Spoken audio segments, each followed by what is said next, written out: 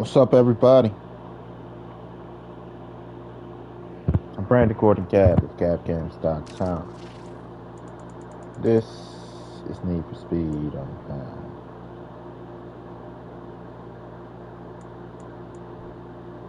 My truck a Lamborghini. I'm in Ali Bibi, where the girls are freaky.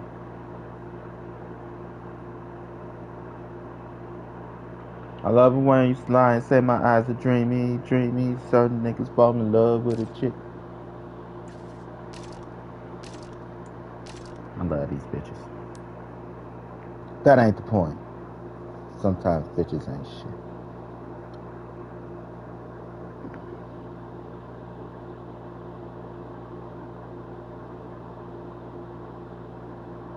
So,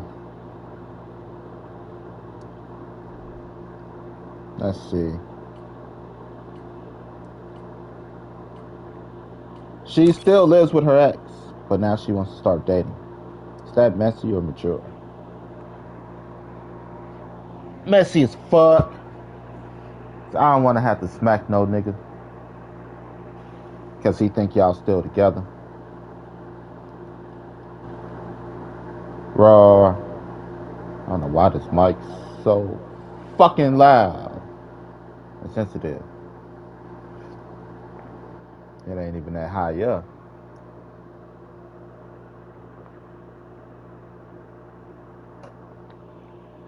I'm Brandon Gordon Gab at GabGames.com, and I game. It's what I do. That's why I stream. What's Gab Games? Gab Games is a software development company. Gab Games Entertainment is an entertainment company. And Gab Games Shop is an online store. Right now, I don't have the funds to keep the online store going. And when I started making money, they tried to fuck me over. So I gotta find somewhere else to do the online store. Because I was using Shopify. Everything I got was from Shopify and provided by Shopify. When I started making money, they're like, oh, you can't use this shit. Like, nigga, I got this shit from you. Fuck, I can't use this shit. So fuck Shopify.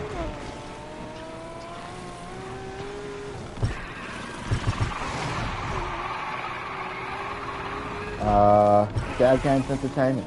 It's an entertainment company. Technically, I could put this on my entertainment company if I want.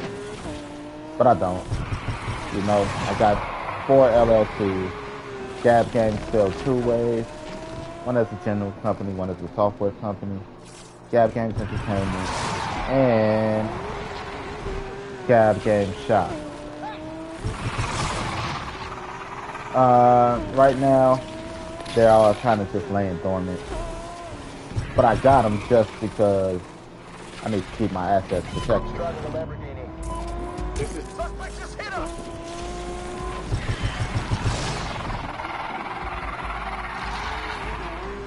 Now,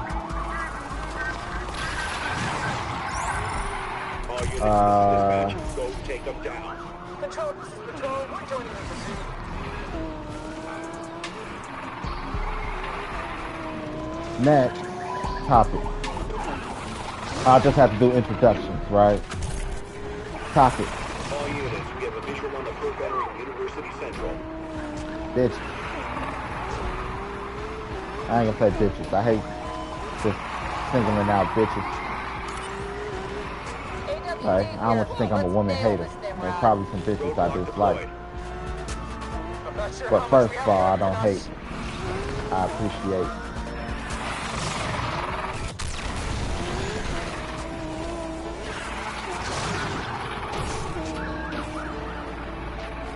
Third, like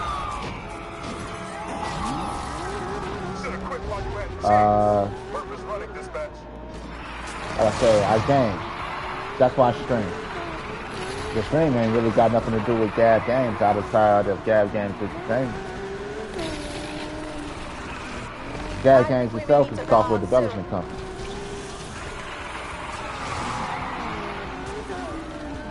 I got 21 video games that I've been working on, and the operating system. Be advised, Purpose entered Douglas Park.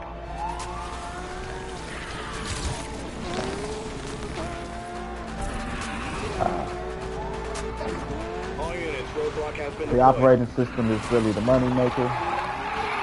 The video game feeds that. Be advised, more units are on And the that's way. just to begin with.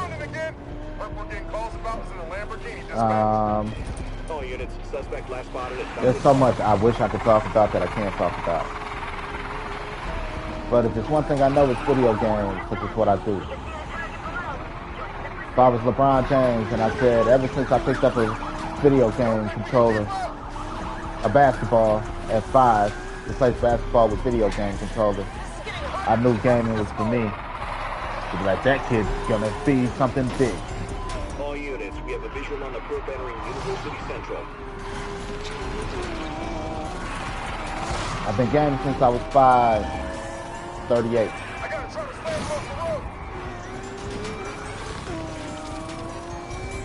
It's what I do. My spare time, fuck the TV shit, fuck all that other shit. I exercise, I like exercising. Side of video games, exercising, being a dad, and fucking, if I find a good woman. Things I like. I like making some money too. That's why I got a job. I gotta provide. But I need big money. That's where Gab Games come in. This is dispatch, roadblock deployed. So, you know what you do, you know what you love, and you know how to make money, and you know the market. There's money to be made. Fortnite, which is a game that shot itself in the foot, has made over, what, $1 billion since launch? Fortnite shot itself in the foot a long time ago. Fortnite is at a point where it can't change at the risk of alienating fans. People spend so much money on it that they can't shut it down. So if you can't improve, you can't change, you're kind of stuck. Shot themselves in the foot.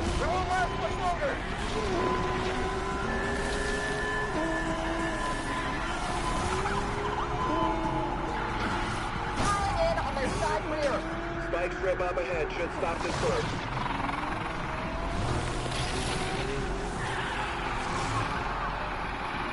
That's why you gotta know your identity before.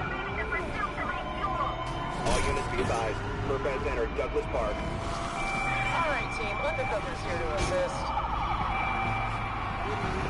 Let's rear end this damn street racer and get him off the road.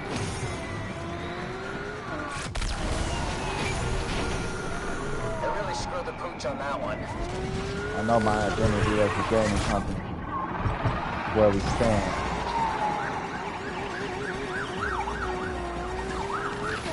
Fortnite didn't know that when it was being created. And now they're stuck because they took so much money from people. And if they backed out now,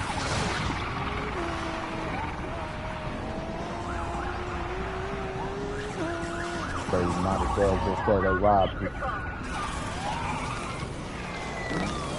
But that's what happens when you create a live service game. Spike strip up ahead should stop it. Where the game is your company, and you're not a gaming company. Heavy here to kick ass and take names, people. The game is their company. It's no longer just a game.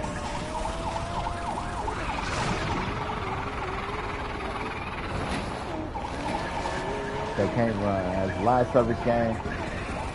They took so much, they created, I can't say in-game economy, because the in-game economy pays out. They just took so much from people. Oh, dumbass shit.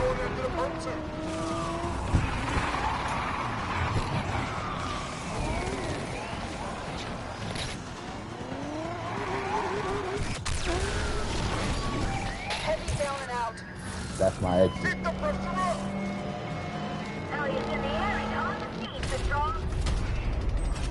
But, you know, you got to know where you stand, how to make the money. and how to move forward from one venture. Certain games, it's like, it's not a real game. Like Fortnite is a money-making machine at this point. They charge people for battle passes. They charge people for skins. It's a live service.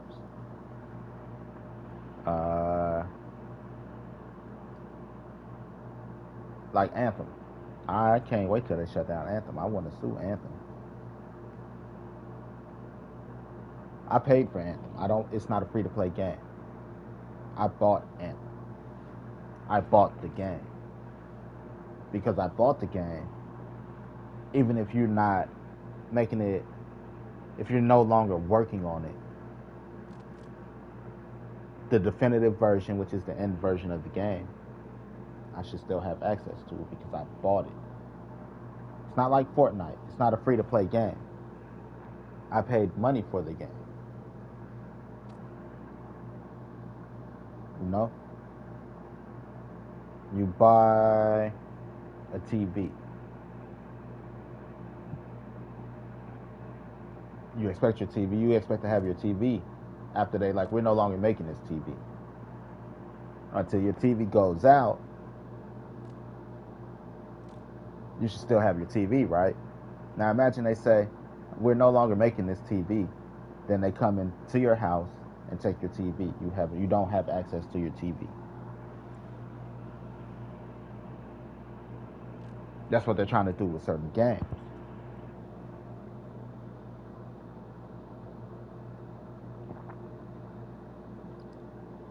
Free-to-play games are different because you never own the game. You never bought the game. You just spent money inside the game. So if Fortnite shut down right now, they got a little bit more wiggle room than an Anthem. As to where I bought Anthem. I bought a product, which is a video game. It's not my fault you chose to make your video game digital. But I still bought the product. I own the product. I should have access to the product.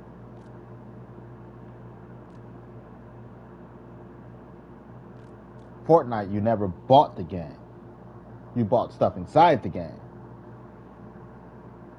So you never owned the game with Fortnite.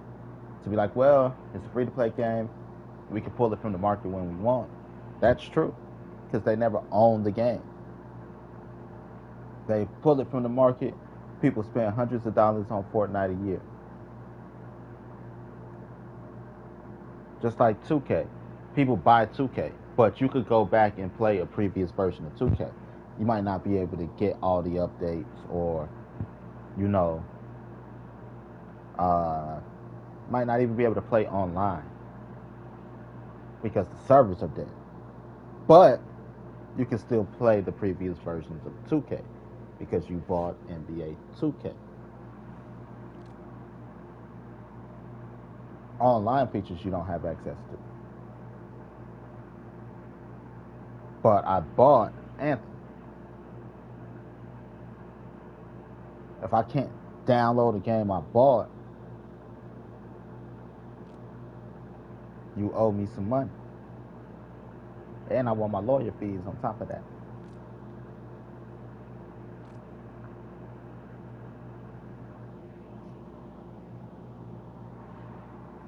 So that's a lawsuit waiting to happen. I'm waiting. I need some money. I got operation I need. I got 2 teeth that need root canals. I'm not looking for an easy come up, but or come up's a come up.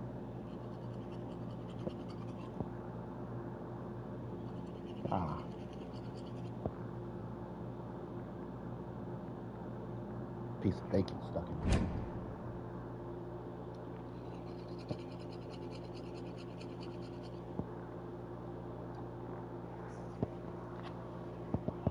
But a come up's a come up.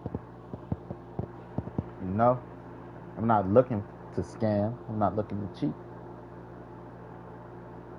We're just talking truth.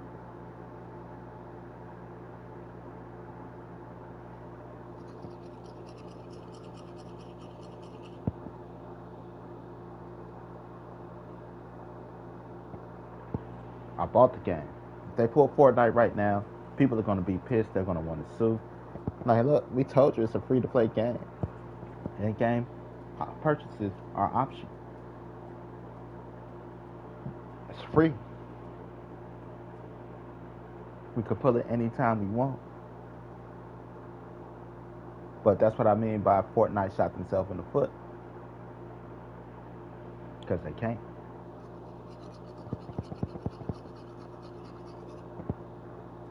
The monster is bigger than the creator. They got millions of players worldwide. It's a solid game. As a gamer, I will add, it's a solid game. You know, there's people that don't like to play, that don't like the concept, some mechanics of the game, which is the building mechanic. You know, you build your cover. That's all it is. All it is building a cover. But they get intimidated by people that can build. Like, look, you can't build up, down, left, and right without taking your eye off the ball. I'm the ball. Make sure you're a moving ball. Once they take their eye off the ball, you move. Because you can't look up, down, left, and right and say, I was looking forward. You're literally building roofs over your head, under your feet, all around you. You took your eye off that ball.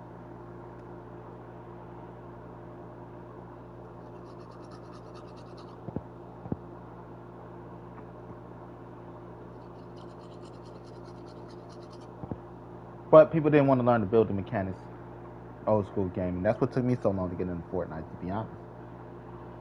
I'm like, I don't want to learn how to build. It's intimidating. It is intimidating. Muscle memory and all of that.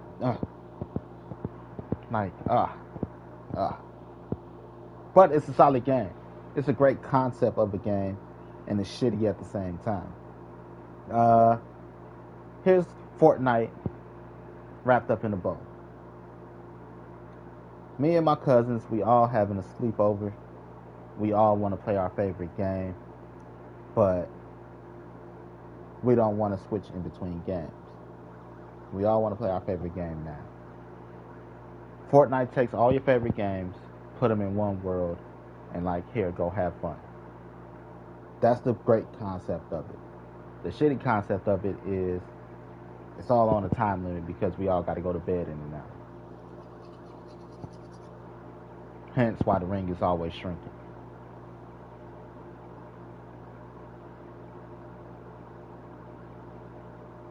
Fortnite is Grand Theft Auto online with a time limit.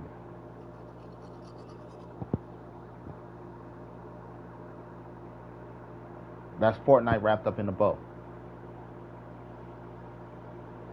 That's why there's so many different properties and things. They're just like, hey, here's our favorite shit. Let's put it all together and make some shit happen while we're all together. Here's my favorite thing. Here's mine. Here's mine. Here's mine. Yours suck. Mine's whoop yours ass. Oh, bullshit. Meet me in the ring then. Find me on the map. Like I told you, a Megazord ain't nothing to my Kamehameha.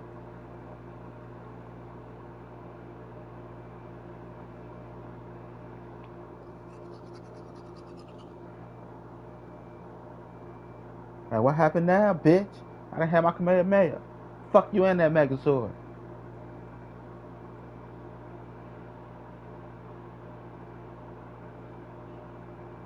That's Fortnite.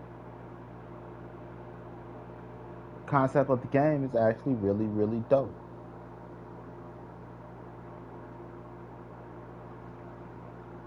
But again, it took on a life of its own. I don't think they expected it to get that big, which is why there's no contingency plan on how to shut it down. Because you can't shut it down, it gets a little stale and repetitive. Come out with all these game modes and stuff. Like, they don't really know what to do. Because now, because it's free to play, everything that they add adds another price. You know? It's like, I want a cheeseburger, right?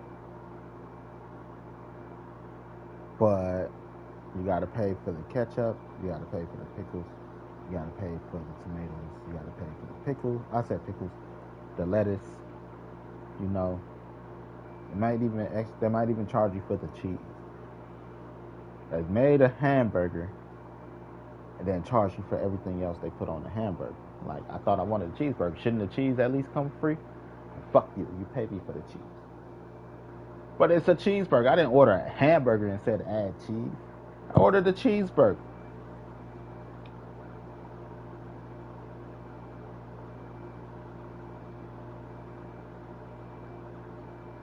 Not adding extra cheese to a cheeseburger, motherfucker. It's a cheeseburger. And that's Fortnite. So for every little piece that they add, they're going to charge you. That's why fast food places have value meals.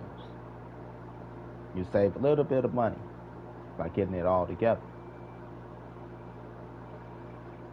Not with Fortnite. And because they charge for every little piece that they add, it's like, you know, the sidekicks, the fucking cars. Now that you gotta pay for skins for cars, you gotta pay for skins for your sidekicks, you gotta pay for skins for your characters, you gotta get new emotes, then you gotta pay for the music, you know, things like that. You gotta pay for everything.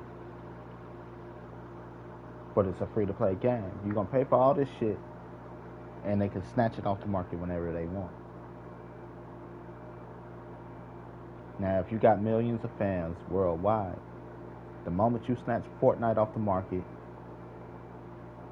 they don't have the game to play, your company's dead. Not only dead, hope you didn't spend all that money because they're going to come back for lawsuits.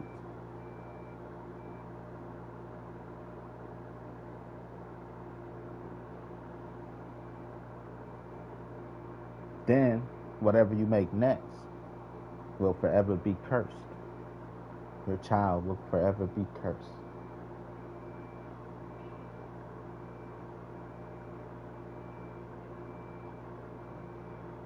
Because nobody's going to fuck with you as a company.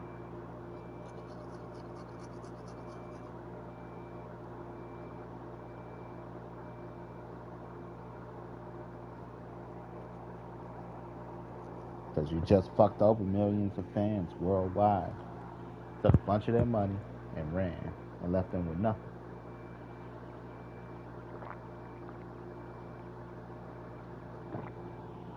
So now you're going to be stuck with a mediocre game trying to figure out how to improve.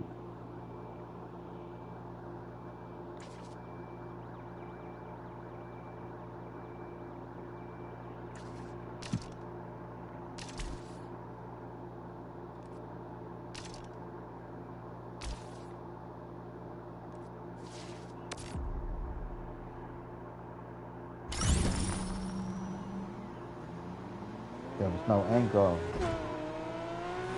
Always gotta have an end goal, especially when you're creating a free-to-play game.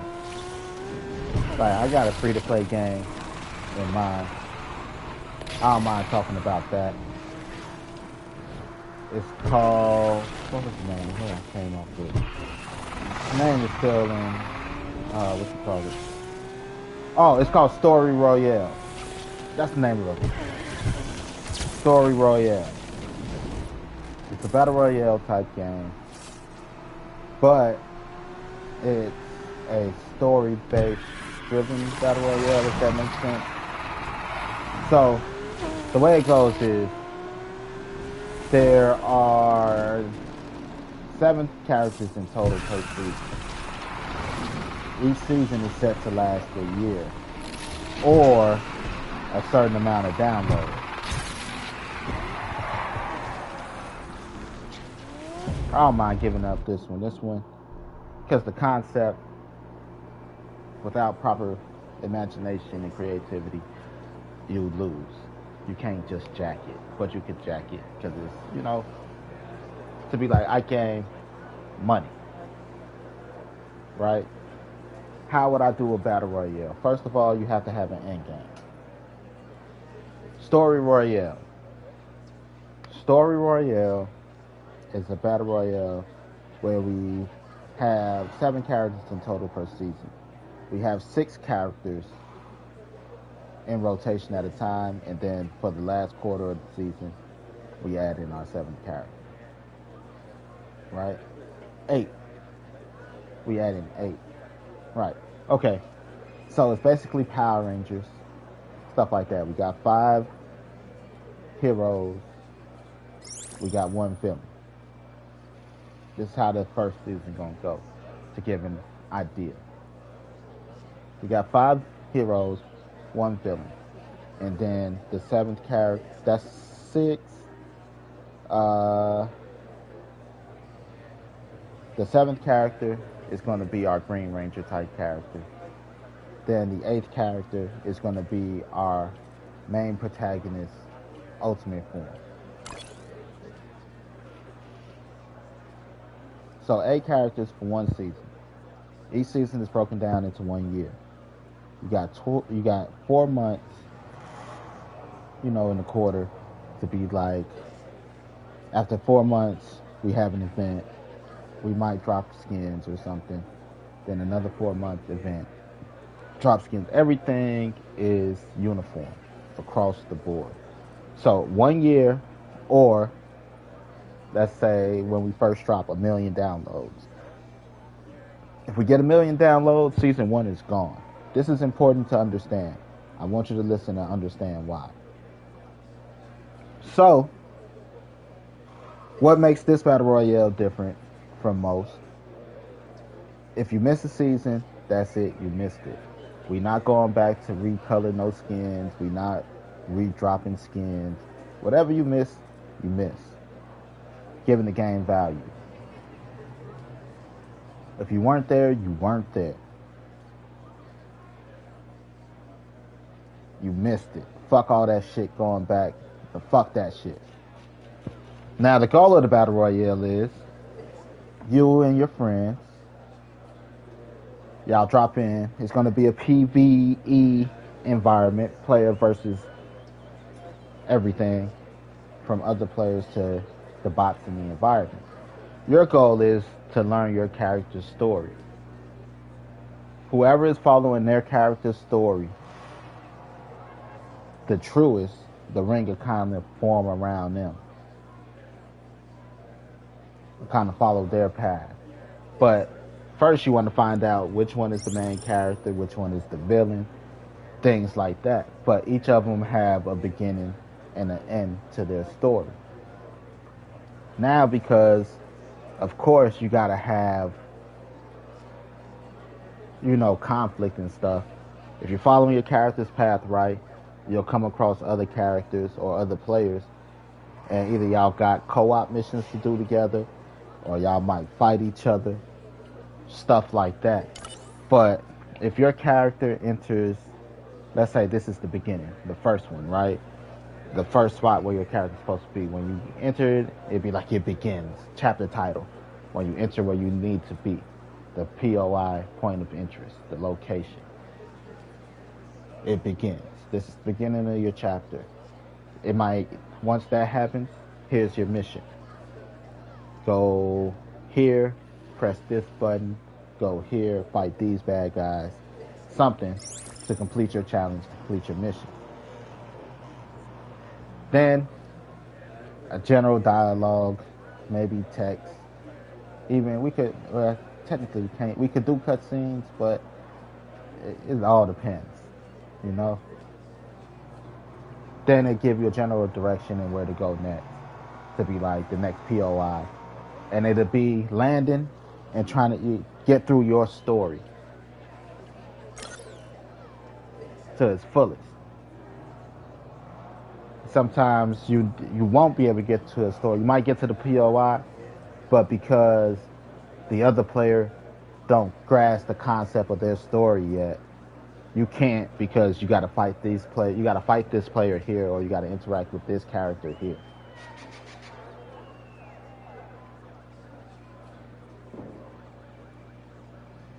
You know, like, damn, this motherfucker would have showed up. We get us a nice little cutscene or something, you know, some more dialogue to expand the story royale. But Jackass over here don't know where their character story is. We were supposed to meet up here, you know. So even if you're not necessarily going chapter by chapter in the story, let's say you both characters still end up at the POI. To be like, this is chapter. What did it say for you? It say chapter 3. Shit happens. For me, I'm at chapter 2. Shit happens. You know, different parts in the chapter, or you know, whatever. Might be chapter 3 for their story. You know, to make it time up. Like, all right, so all our chapter 3 ends up over here. You know, y'all chapter 3 end up over there. So we got a concept and idea of what's going on overall. Get what I'm saying? Chapter 3, shit happens. Little dialogue. The fuck are you? The fuck are you? Fuck you! No, fuck you! You fight because it's part of the story. Whoever wins still gets revived, right? Now, it might have a part where in the story, player A is supposed to win and not player B. If player B wins, you get an alternative thing. But if player A wins, then you both get like 100% for the chapter type thing. Because player A is supposed to win, the way the story goes. You know? So the loser get a revive because it's story driven. It's the story content.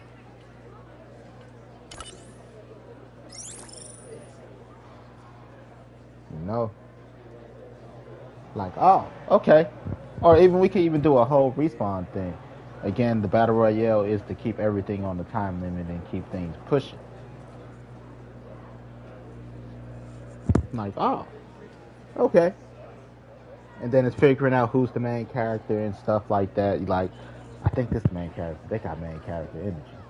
Like, I don't know. They seem like a bitch ass nigga to me. But you won't know until you go through the story. And you get to the end of the story. Sometimes you may never even get to the end of the story because, again, it requires everybody to play their part, to play their role in the movie, in the story, in the show. Get what I'm saying?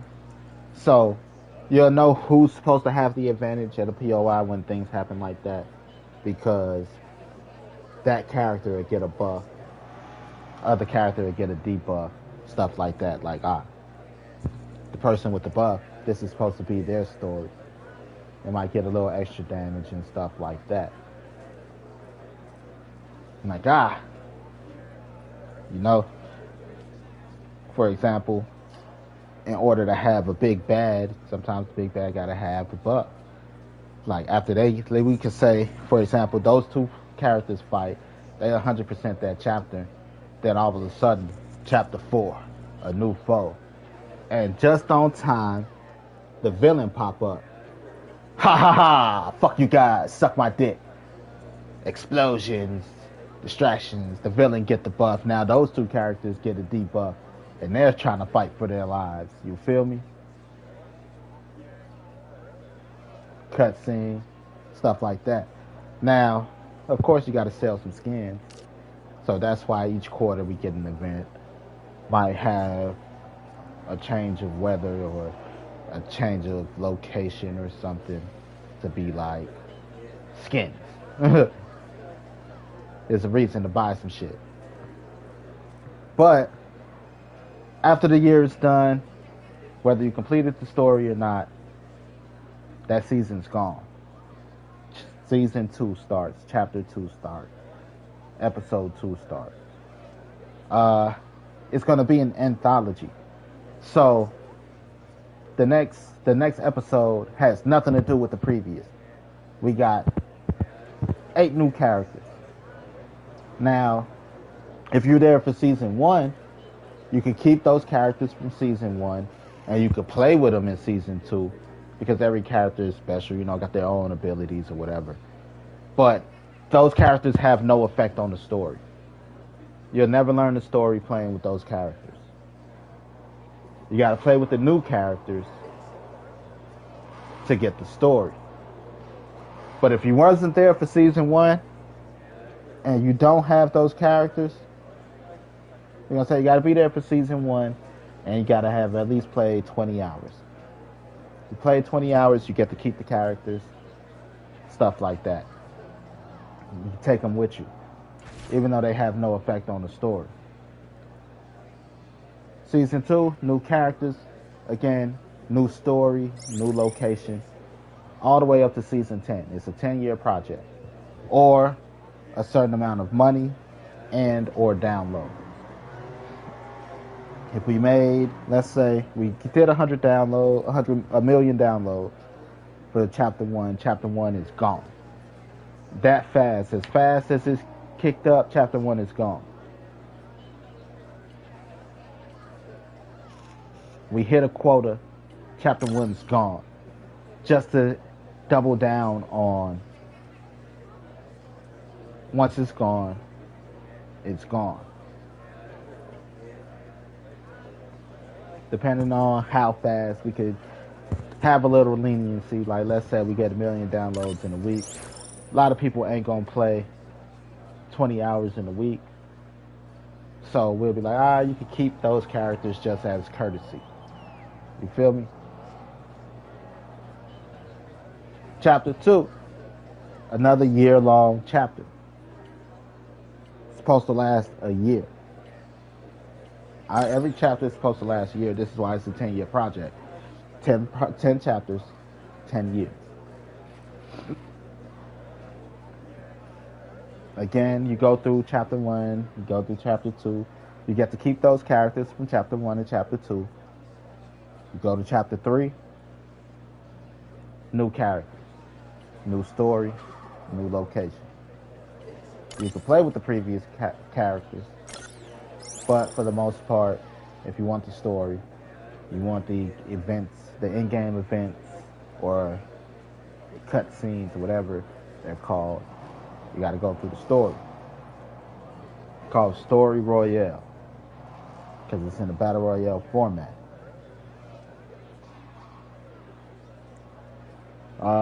After 10 years, if you got all the characters, you've been there for the whole time, and we shut down the game, we released the Ultimate Edition. Right? Now, depending on how many characters you got, how much shit you unlock, determines your price for the Ultimate Edition. You might have been there all 10 years. Like, technically, outside of these skins that you missed, you probably only got to pay $5, and that's just to get the skin that you missed for the Ultimate Edition. If you were never there and you still got to unlock a lot of shit, you ain't got no characters, the Ultimate Edition is going to cost you this much. Reward those that have been loyal, reward those that played, reward those fans. Like, shit, your Ultimate Edition ain't shit because you got it all. With the Ultimate Edition, we're going to add an open world map so that you don't have to be limited by the Battle Royale concept. And then that open world map, because it's going to be separate from the other ones, you can create your own character and you can mix and match the abilities from the characters from all the characters from the season. Mix and match the abilities.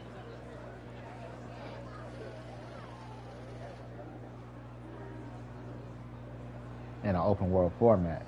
Create your own story. Of course, you could trigger events doing this, doing that, doing missions to be like, giving the path you choose, the missions you like, this is where it puts you in the story. You're the love interest. You know, you chose the path of the love interest. Most of your missions you like to do put you on that path. Your main character, you got main character energy. Most of your missions here take you on the main character. You know, your playstyle puts you on main character. Your playstyle here makes you the villain. You know, story royale, and that's when you. That's just said. That's after the 10 years. That's year 11. Then we drop the Ultimate Edition because we not going. It's no more live updates. None of that shit. We not gonna worry about fixing shit that ain't been fixed at this point. This is just the game as is. For those that missed it, you could buy the Ultimate Edition and go back, play the previous chapters with your friends or bots, you know, and to get the story and feel for the characters, shit for that.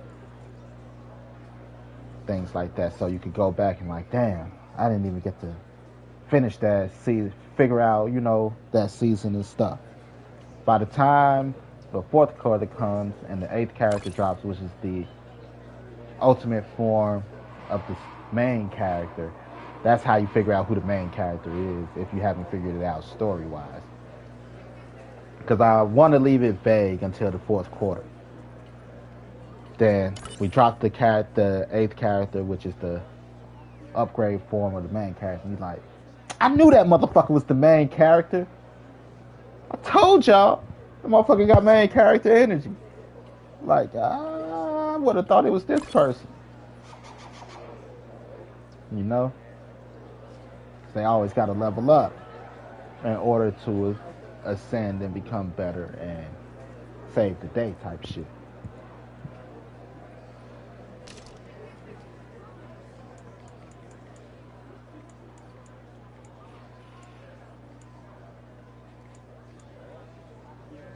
Damn, did I really go through all of these? Got Kanto. Let's go to the Kanto region. But that's story royale. To be like, how well do I know game? How well do I know the market? And how to make some fucking money? Yes, because if you ain't there and you ain't put in at least 20 hours, you don't get to keep those characters. That's going to bring people there. They're going to want to complete those 20 hours at the least just to be able to keep the characters. Even if they don't want to keep playing the game. They're like, shit, just so I ain't got to pay. Fuck yeah.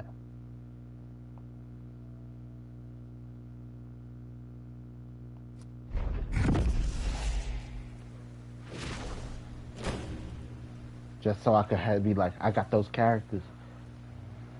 You know, just to brag amongst their friends.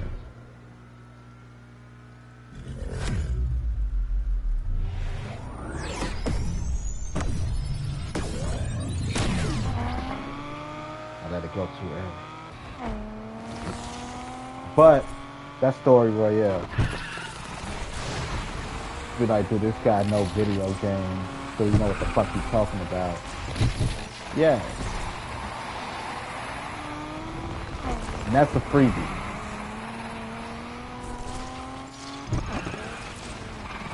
Like, personally, I've been giving, like, 2K freebies how to improve their fucking game, how to make their money. Good thing they don't watch it.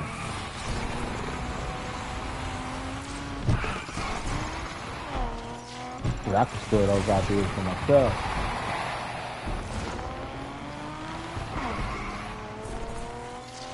But NBA 2K needs to switch their name. They need a whole brand change to begin with. They need to go to 2K NBA.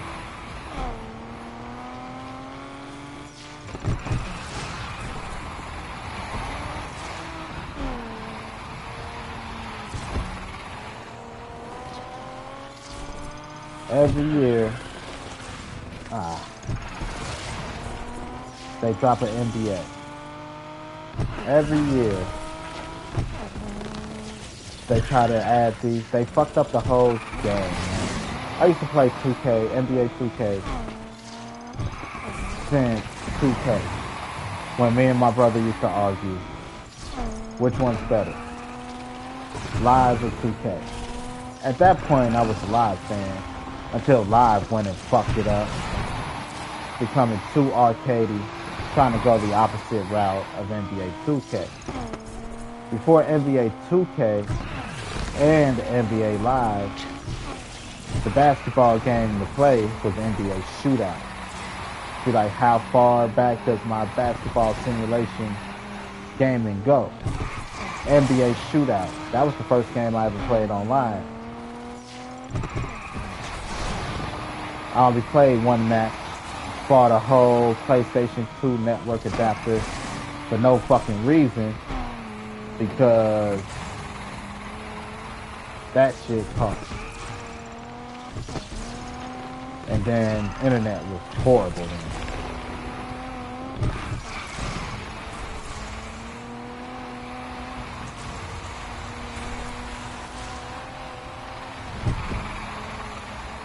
I only got one match in, and it was the most laggiest, glitchiest game I ever played.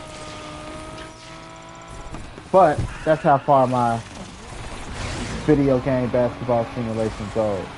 Because before that, it wasn't really, I guess, not. NBA Jam was probably the biggest before that. And NBA Jam was more of an arcade game, not a simulator.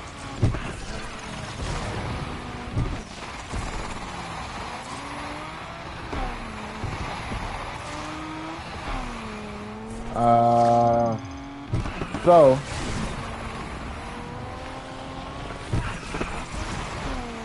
NBA 2K, but I feel like they violated me.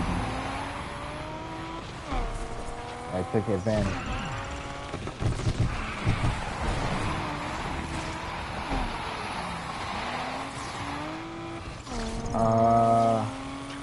Anyway, how do they improve? First of all, you need to remarket the brand. It's no longer NBA 2K. It's 2K NBA. If they wanna make real money and make it a game worth playing again, like we are making real money. You're the only basketball game on the market. You know, it's no saying that if another solid basketball game came on the market, you wouldn't lose your fan base. There's no guarantee. Your fan base is only around because ain't nobody else around. You know, that's like a fat bitch, like, my man is happy. Like, when you're the only bitch in his life, you know, when you Rasputia and a motherfucking Norbit, you ain't got nobody else, it's easy to say that.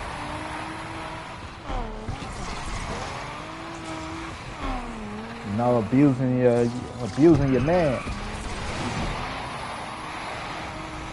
You're getting fat over there, blaming Norbit for moving the seat. How many times I have to tell you, don't move my seat, Norbit?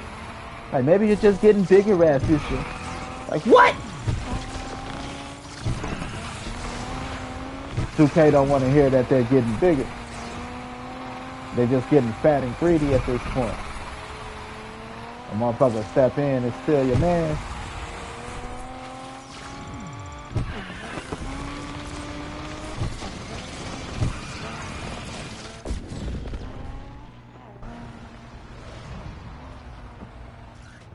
So, here's how to save 2K. They got 5 chances a year to make an extra $20 to $25 per gamer. They sell 1 million copies easy within the first week. And that's not to say that their sales stagnate after. But we just gonna go with that 1 million You know, they sell 1 million copies between $75 and $100. That's a lot of money, right? We don't need to do the math to know that's a lot of fucking money. And that's first week. They can make an extra 20. They can make an extra $100 a year off of those 1 million people. $100 a year without VC.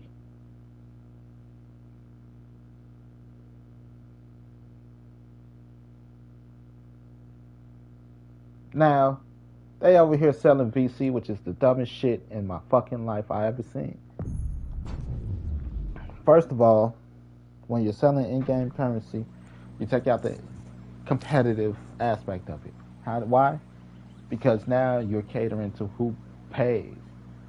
A person that pays and feel like they're winning because they paid, they're going to keep paying, right?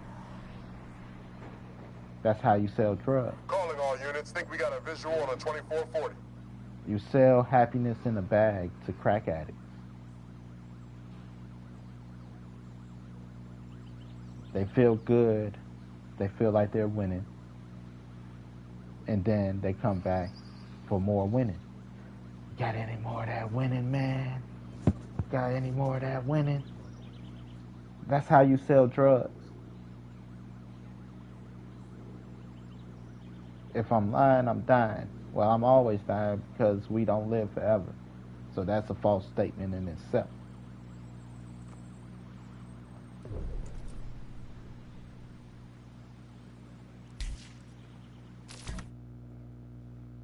But that's how you sell drugs.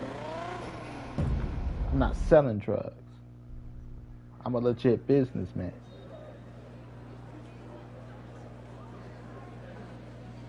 Good business. I believe in a Hank Hill form of business. Good business produces great customers. Great customers keep you in business. I know I haven't bought 2K.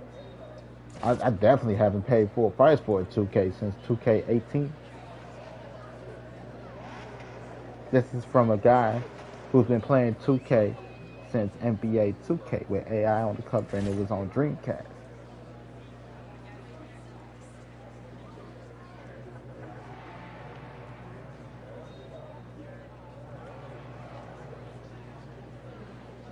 So here's how you make the money.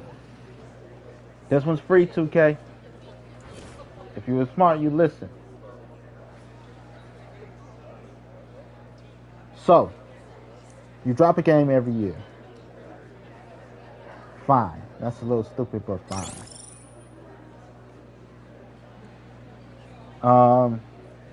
Take out VC out the game. Because you can't have a competitive game if you leave VC in the game. Because if you're paying to win, a lot of people gonna say your game is bullshit to begin with. Like, fuck that shit. You lose a lot of fans just by making it pay to win. How many women lose out on good guys because they charge them for pussy? If you can't take me, shut up, bitch. Now you're walking and you're hungry. Get your ass out my car.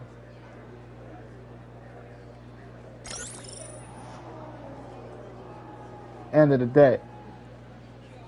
The same thing with the same way I treat my video games. Shut up, bitch. You drunk. Fuck out my shit.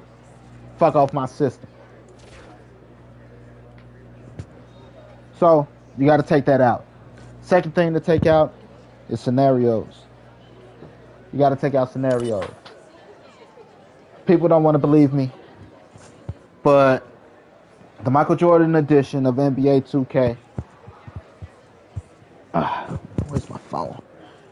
Created scenarios. They started playing a big part in the game. Double check that my mic is working properly. Raw. So you hear me in the back. They added a thing called scenarios.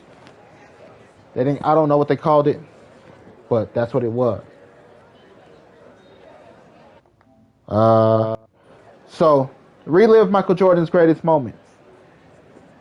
That was the catch line for that NBA 2K. Tell me this. How can I get down to the final seconds and take the final shot if the game don't put me in a position for at the end of the game to be tied? You got to put me in the position because I'm not trying to make the game tied. I'm a competitor. I'm not trying to go to the final second shot. I'm trying to put my foot on their neck and keep my foot on their neck.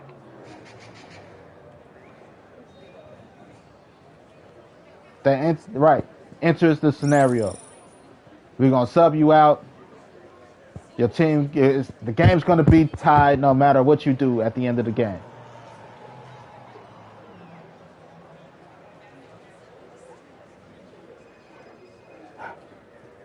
Sounds like bullshit, right?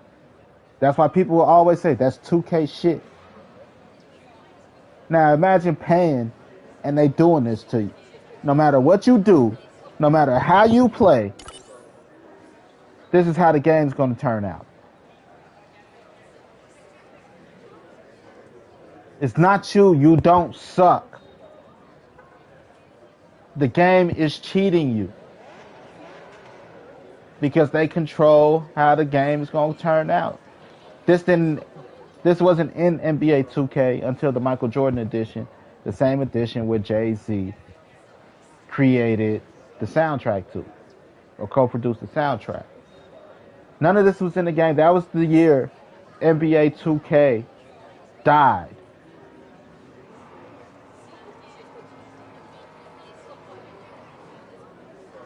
To be specific, to be direct, that's the year NBA 2K died. If you play any NBA 2K before that, you will understand the difference. Compare any 2K before that to the current 2K. And I guarantee you have a better 2K gaming experience. I guarantee you. You have a better balanced, efficient, competitive experience. It ain't got nothing to do with controls, none of that. You can change the controls to the controls they have now. It ain't got nothing to do with the controls. What it is the scenario shit. If no matter how good I play, I could be beating this team by 40 points. They gonna take me out third quarter, and they gonna make this shit a tie game at the end, so that I have to take the final second shot. Relive Michael Jordan's greatest moment. The game have to put you in that situation in order for you to live the moment.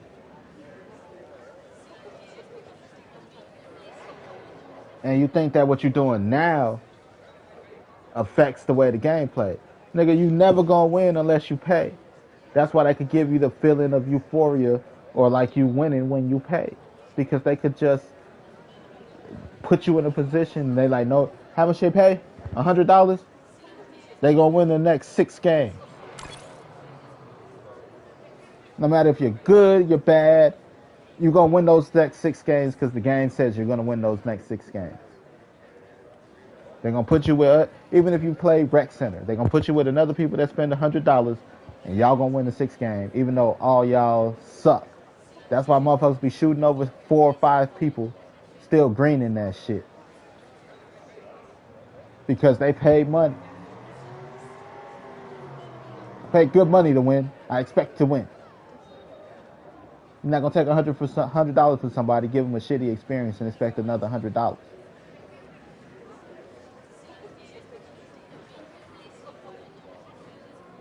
And because of that, they killed the competitive aspect of a competitive game. People just buying the game now because they refuse to be like, it's a shitty game.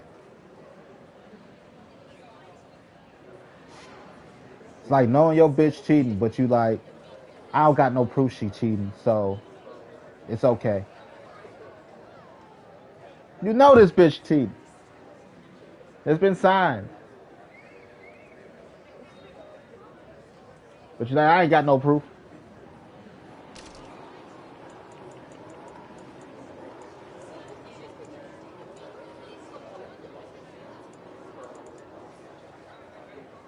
Anyway. Oh, I think I had $8 billion trust. Okay. But you take out the scenario shit, you take out the VC. It's already a better game. Now, how do you make the money after we took out our money maker with your VC? How do we make the money? Expansion pack or DLC. You got 5 positions on the motherfucking squad.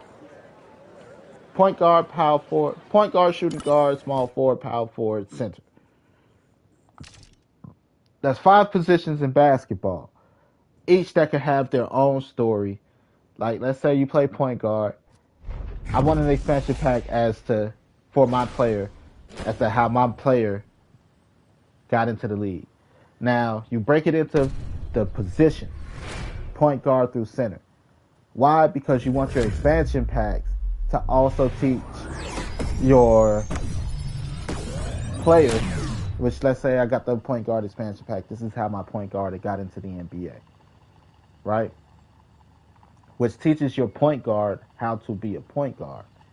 Now, because it's an expansion pack, aka a story DLC, here's what we're going to do. We're going to take away certain aspects of the competitive gameplay because it's a single player story mode that you're adding to the game. Objective based gaming. Uh, let's say they drop me into a match. I need to get, it's like WWE 2K. I need to get 10 assists before I get a cutscene, right? Let's say after the cutscene, it's like now I'm into the second quarter. You know, I got 10 assists in the first quarter. The game helps keep the pace of the narrative.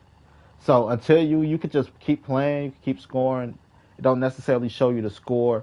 It don't necessarily show you a time limit because it's not about that. It's about dropping those 10 assists. Now they tell you go score 10 points. Until you score that 10 points, the game is in like suspended time where time don't really exist because until you get that done, we'll tell you the time frame after you get it done. You did all that in 3 minutes. Now there's 4 minutes left in the game. You know, even though it might have took you half an hour.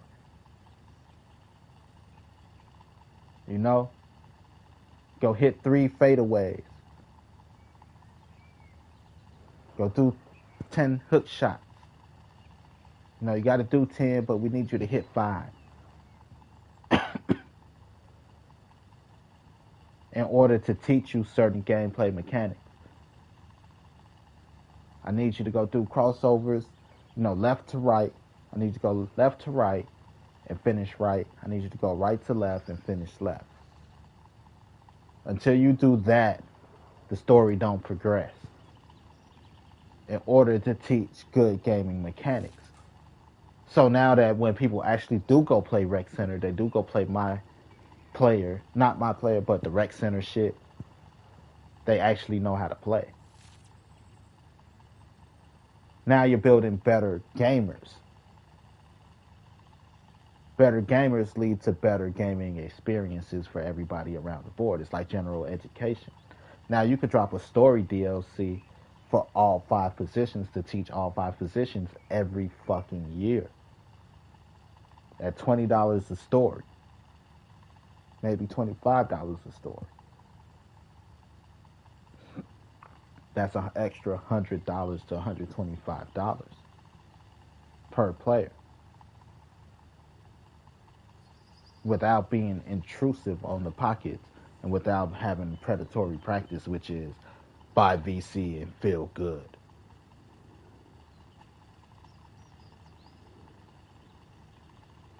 Here, put this VC wins in your veins. But I got ice in my veins. No, nigga, that's drugs.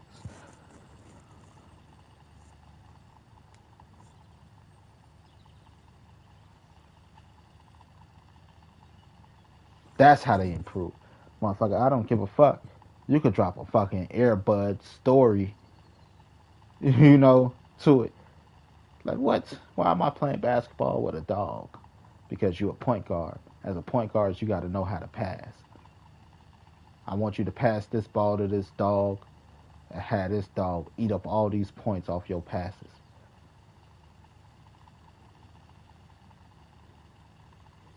Learn how to be precise with the passes. Get what I'm saying? That's how creative you could be with the story. It ain't gonna have nothing to do with, the online mode. It's just a story to add, to give it more value.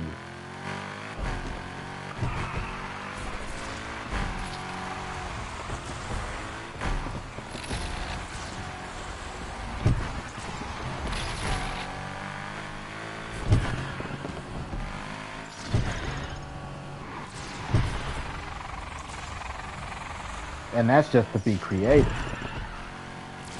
You could do a whole, how many basketball movies are there? You could do a whole anime-inspired style basketball story. You could do The Sixth Man with Marlon Wayne.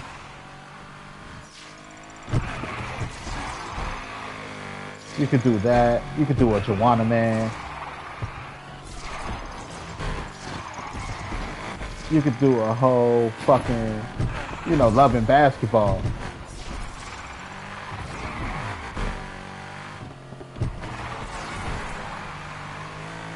As far as stories, because it's all about how you got into the NBA, and then you leave each person to go ahead and take their mind player into the NBA after they complete the story.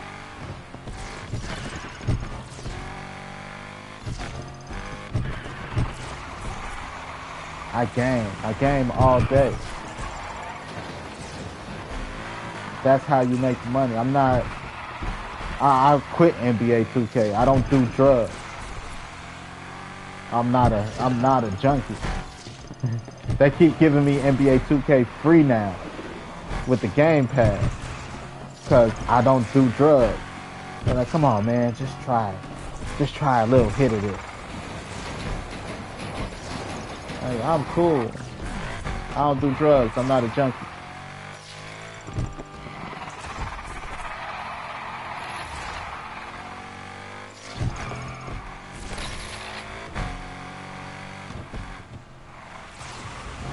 I know something bad for me when I see something bad. Then it is the illusion of what, some people try to make things bad for you.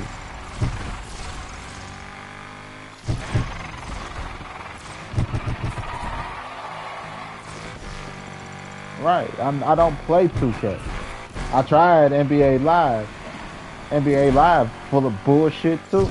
I got it on a fucking level I know I can't lose, and then all of a sudden I end up losing the match. They stole the match from me.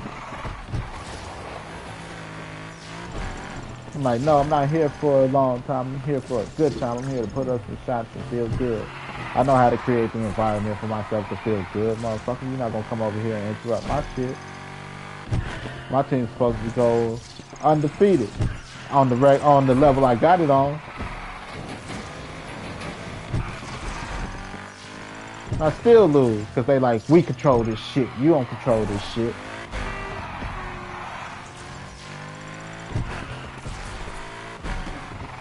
I'm cool. You can keep that shit.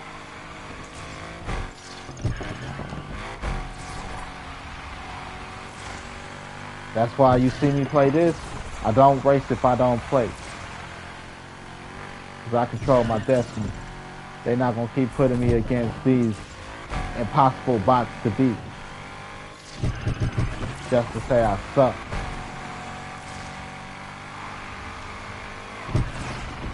I'm all about fair competition. But just to tell me I suck I don't race if I don't play. How many times I gotta put you on camera and prove that you bullshitting me? That's why I'll never play another free-to-play game. Apex Legends is kissing my ass. I only play Apex Legends now to make sure because I got a week one. I got a week one account to make sure it don't get jacked while I'm away.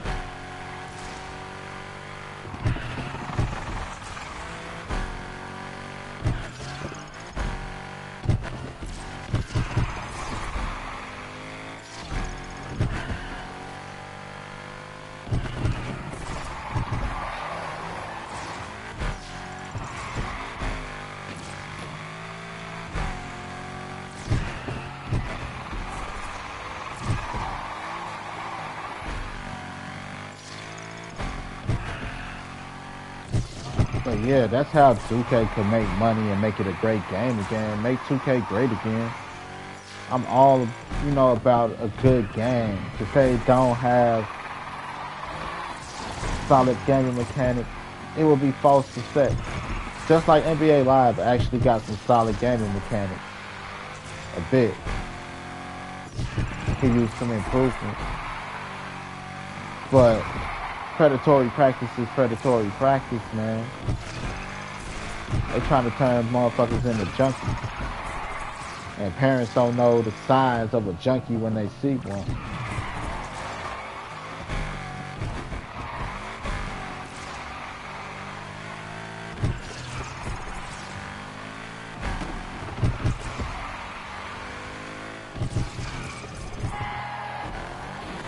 Try to make shit bad for you. So they can be like, I told you video games are bad.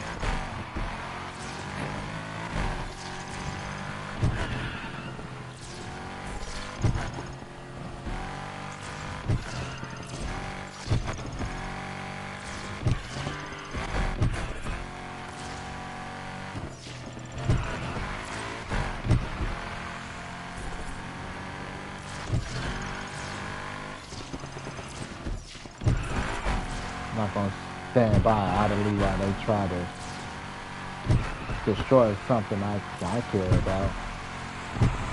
Gotta stand for something.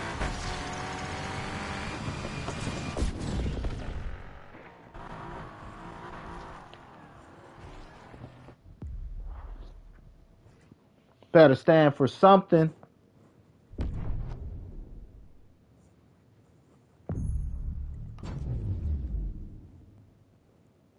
No matter how good you are. I noticed that the other day.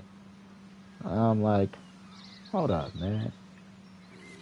Because sometimes the game will trick you, right? It comes to the point where I realize there's two matches being played in NBA 2K. There's what you see on the screen, and then there's what you feel on the control. A game should feel like your dick in your hand.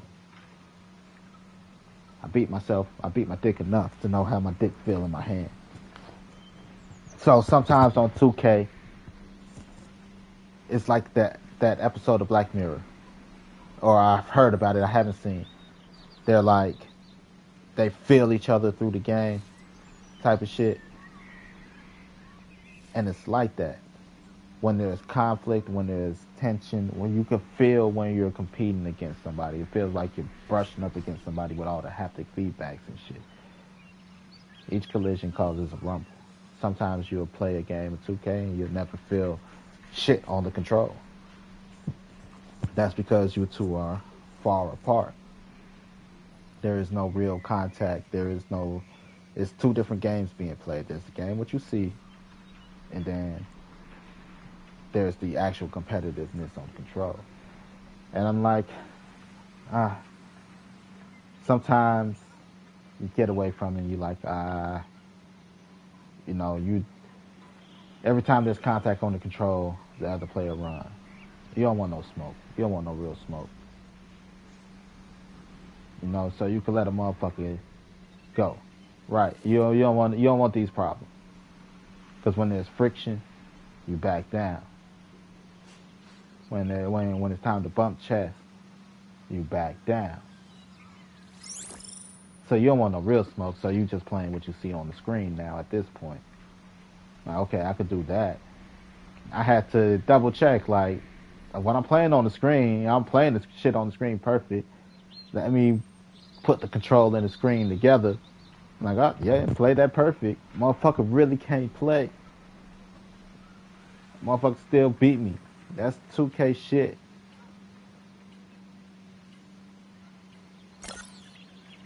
Like, here's the stop. Here's the stop. Clean block. You know, I don't gamble on the steal too much. Like, right. Like, friction, good stop. Good stop. Blah! Give me that shit. Because you feel it on the control. And then, like, live shows the other aspect of it. The illusion of bumping chest. Because live, they got this thing where it's called the defensive assist button. If you hold down the defensive assist button, it feel like you bumping chest. Even when you're not bumping chest, that's why they got to push off each other. Because people will hold down the defensive assist, pretending they're playing defense, but what they're doing on the screen don't match up to what you feel on the control.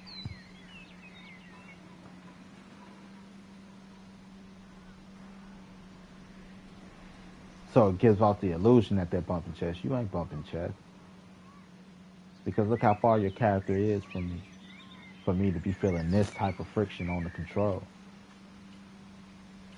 You not stepping up to the plate.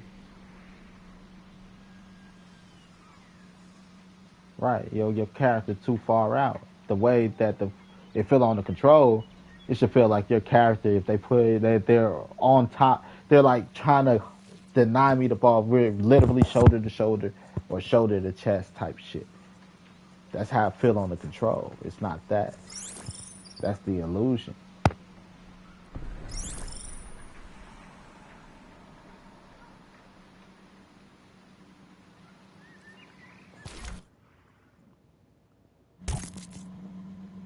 I game.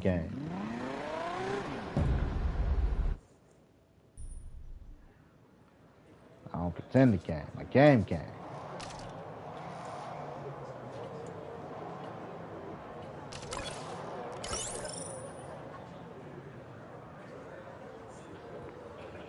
You know? Sun up to sundown. If I had a woman, it'd be game, fucking my woman, making some money, spending time with the family, exercise.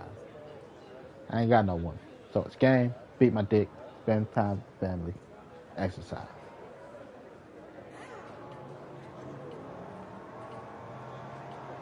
I don't care for too much outside of it.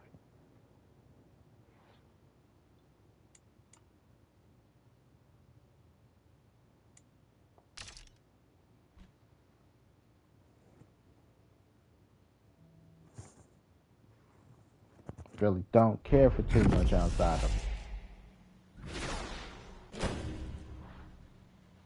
You know?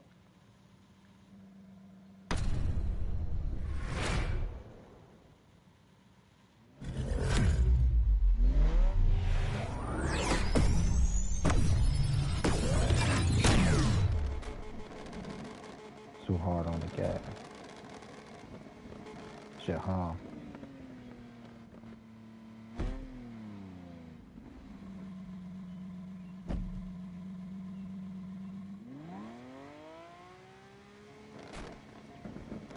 There you go.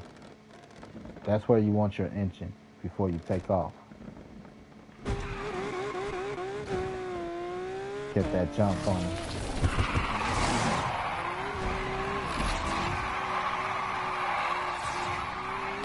It's like putting your car in neutral and then shifting gears. You don't want your tires to burn out. Just want to have your car in neutral and have your engine humming.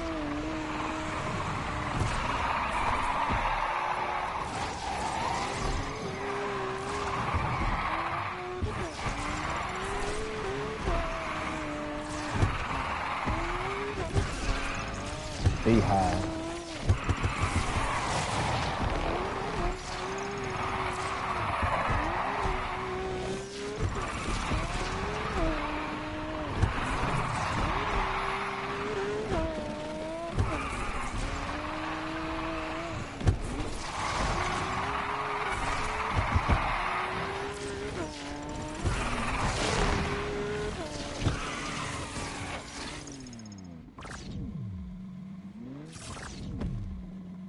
hold down the handbrake.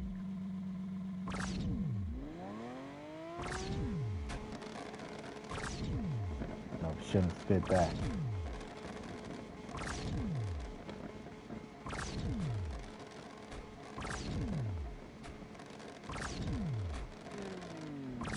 Why it's spitting back? You shouldn't spit back. You should hum.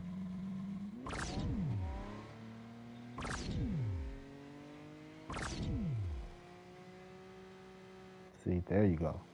That's where you want it.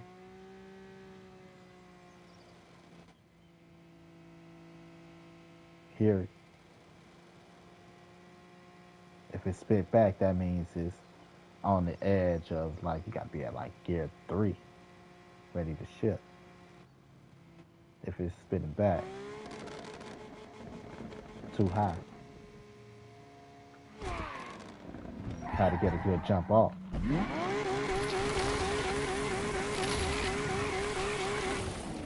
Fuck up your tires. Put it in neutral.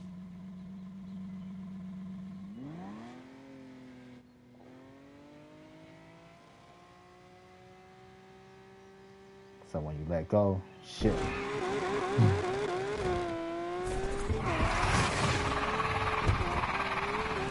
Because I can. They teach you this stuff in drag race. Gotta put it all together. Some people don't know, never went to college. You gotta learn how to put all the shit together. Make it make sense.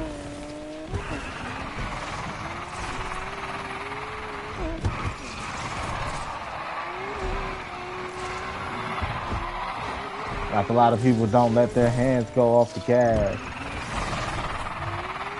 Don't use the brakes. It's a part of driving.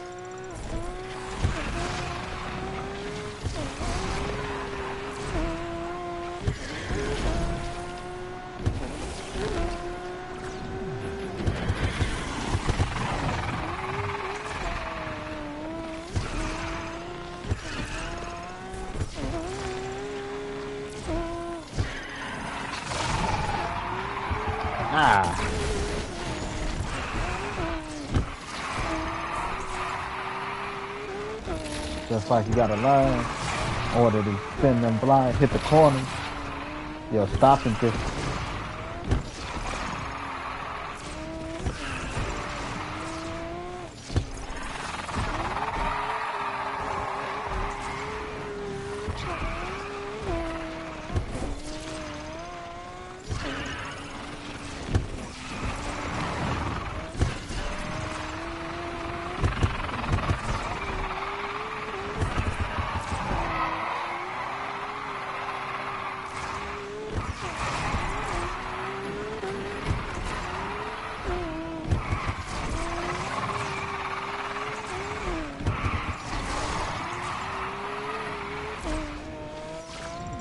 What I mean by stopping distance, how to go full speed, like what's for you to stop.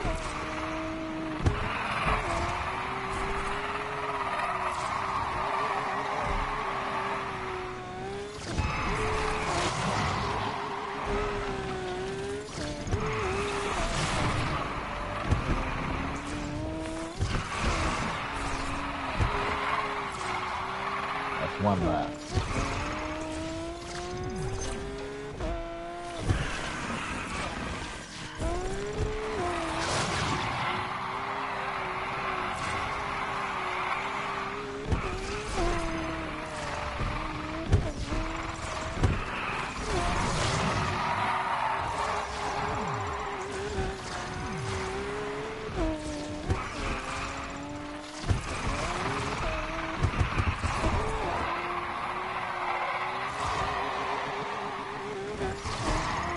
some people put too much in rank, too much investment in rank. Say a long time ago, rank don't mean shit. Rank just means you play rank.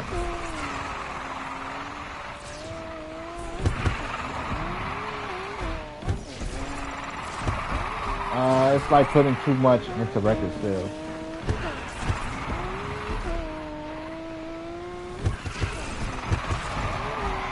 No. With the right machine behind you,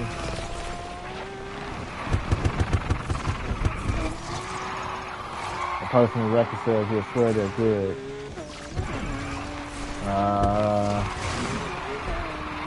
I'm not gonna bring up any artists right now, but there's few people who can match the lyrical proudness of, let's say, a Jadakiss. Like, Jadakiss lyrically is fucking dope.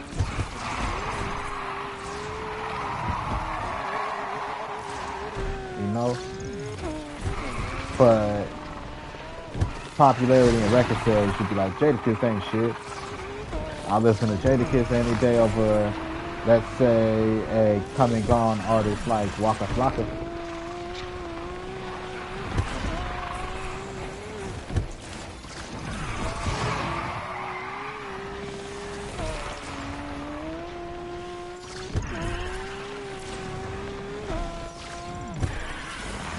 Thinking about popular music for your time, but to say that Jadakiss ain't better than Waka Flocka, fucking drunk.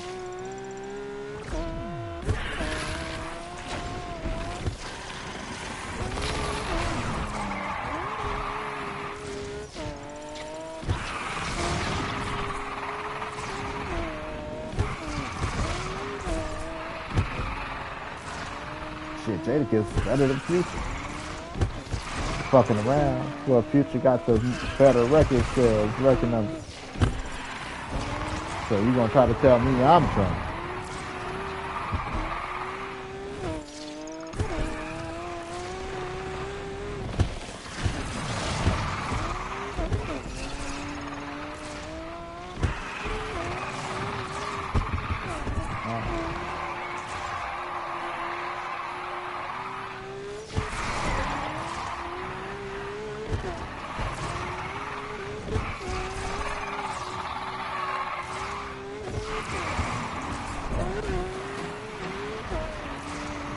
No, I shouldn't tell this one.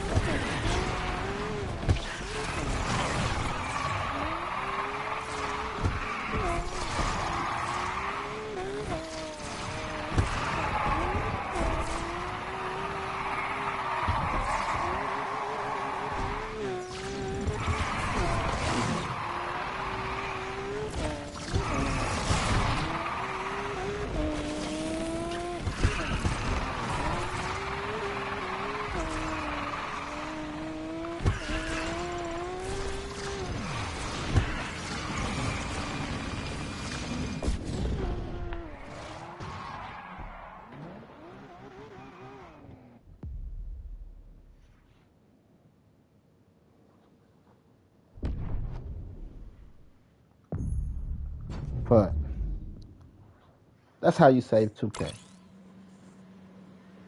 Again, each expansion mode should teach each position how to play their position.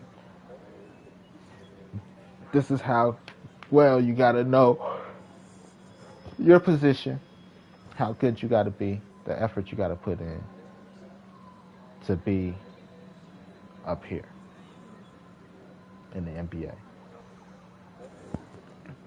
Games don't teach their gamers. A lot of games don't teach their gamers how to be good gamers anymore.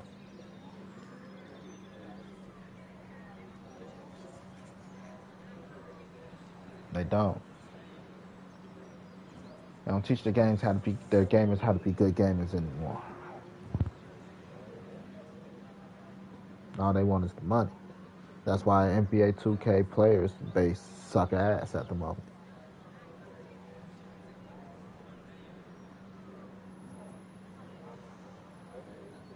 know?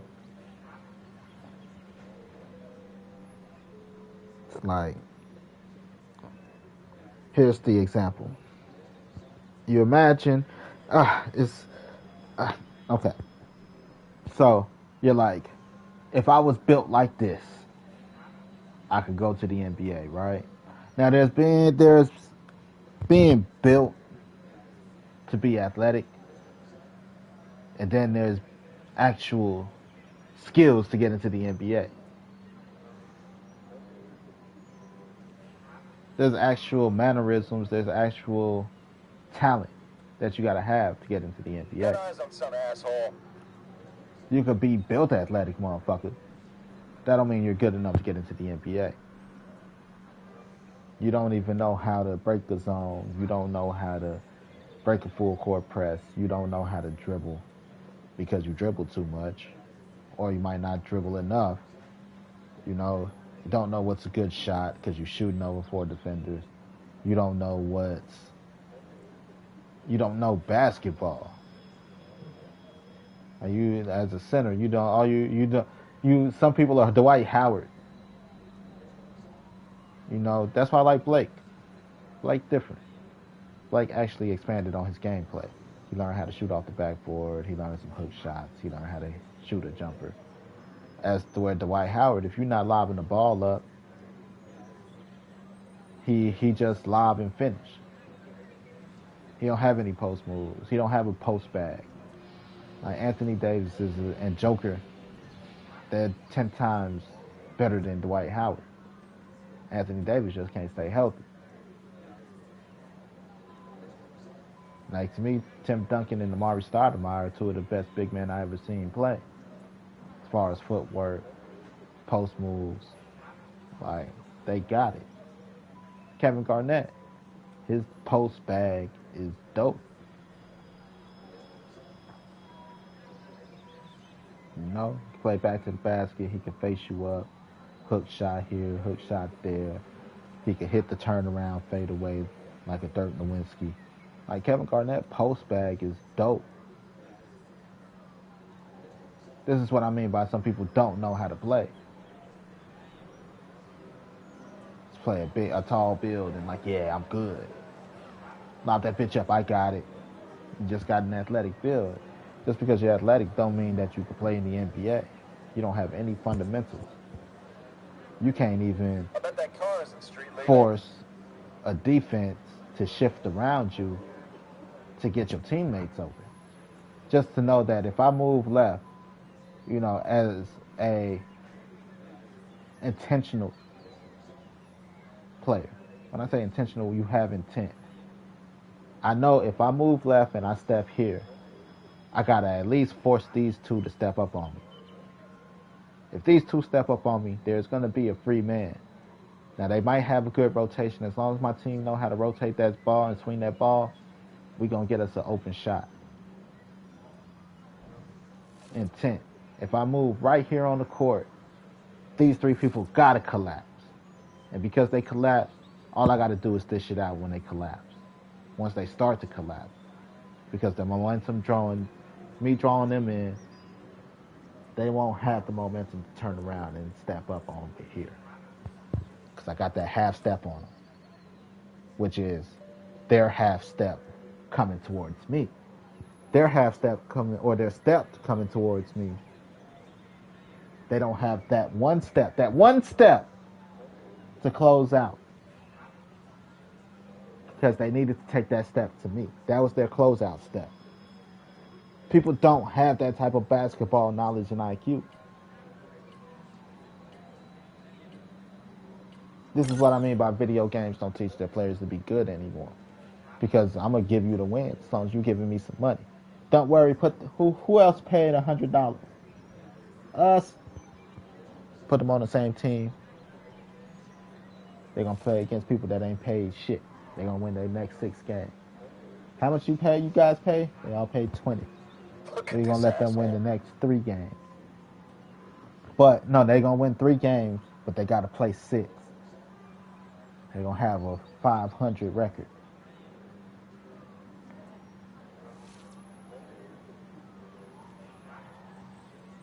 versus people that didn't pay at all. Fuck them. We won't make them want to pay.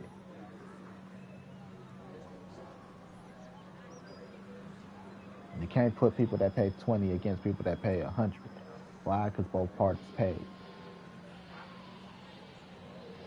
We want everybody to keep giving us money.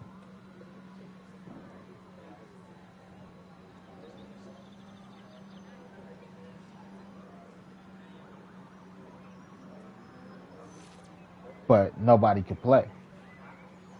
You ain't got no ice in your vein. Nigga, you paying for pussy. You ain't got no game. You paying for pussy.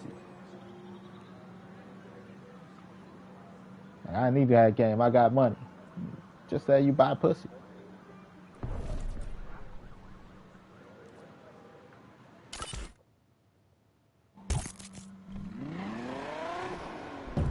I'll be back.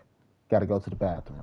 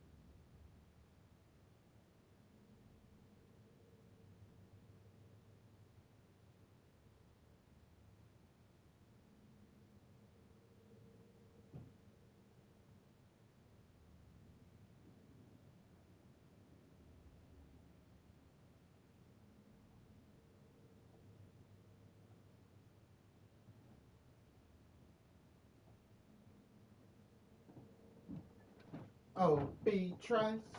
OB Trace.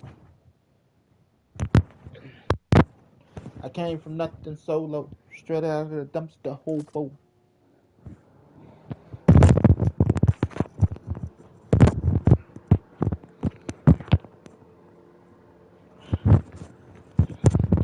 Okay, I'm back. I'm back.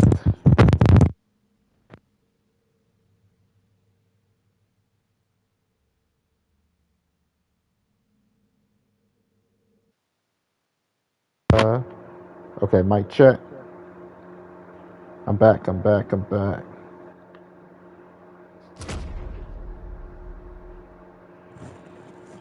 Had to take a poopy.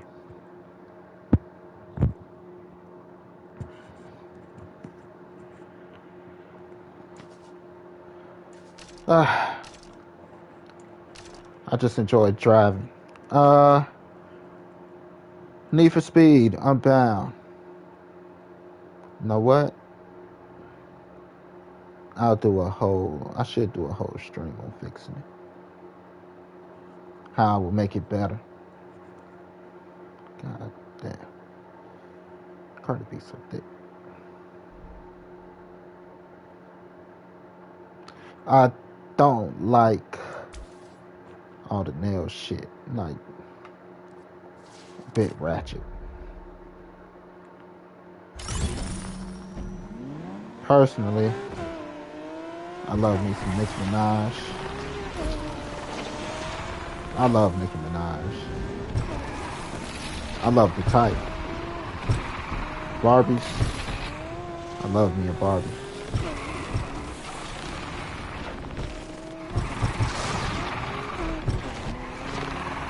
The concept of Barbies. What they are.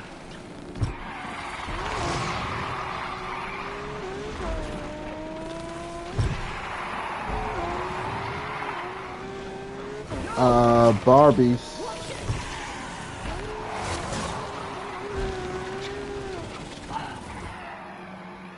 If you're gay, you could think gay. That's between you and your maker. That's between you and whoever you fuck. But Barbies, the concept of a Barbie. Barbies are successful. They could be whoever they want. And they're adaptable. Barbie only has one man, technically, and that's her king. Now, depending on what stage a Barbie is, her king can either be an accessory or her man. Barbies come with their own. They don't need yours. But if you're successful, then again, it goes back to being her one and only man. The concept of a Barbie.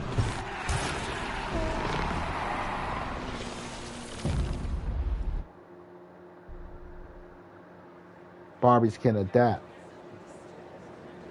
because they're so versatile. Dr. Barbie, Bedtime Fun Barbie, Veterinarian Barbie, Whoop-Ass Barbie. Barbie's been an actress, Barbie's been a doctor, Barbie's been everything under the sun. It's Barbie's dream house. Barbie come with her own accessories. She don't need a man to take care of her. But that don't mean she don't want a man. Barbie's not a lesbian.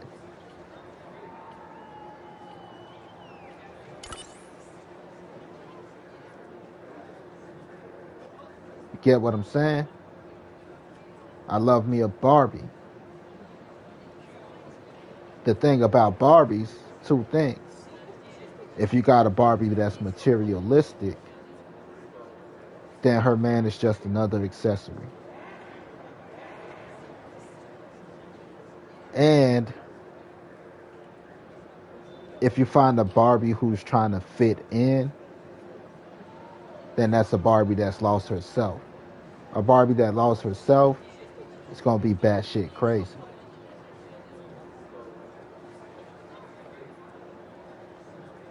Because she don't know who she is anymore. She don't self-identify anymore. Her identity comes from her peers and or her man. And because she can't self-identify anymore, she don't know who she is. And because she don't know who she is, she's gonna be a little lost and crazy.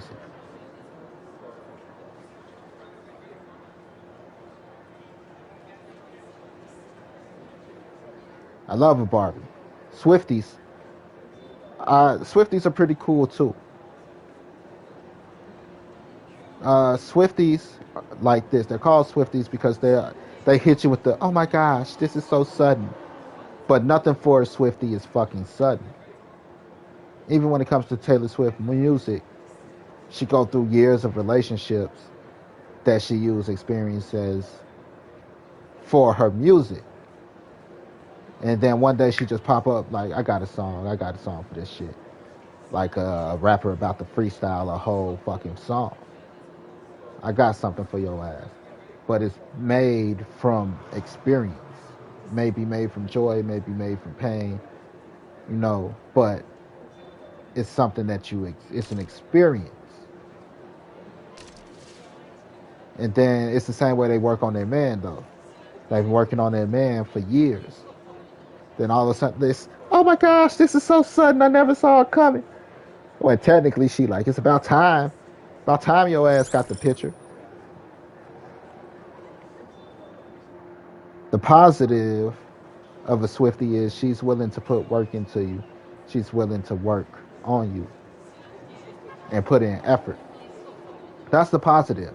The negatives is the gaslighting and shit like that.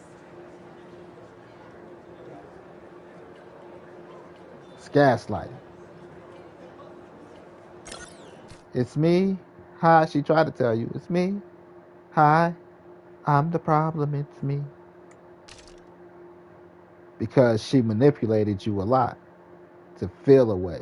Not that she manipulated. Manipulation is a bad thing, but in the wrong hands, it is manipulation.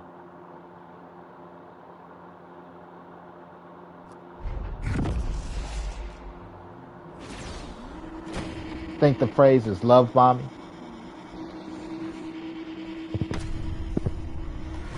The beehive. There's only one queen bee. Bow down to the queen. That's dominatrix shit.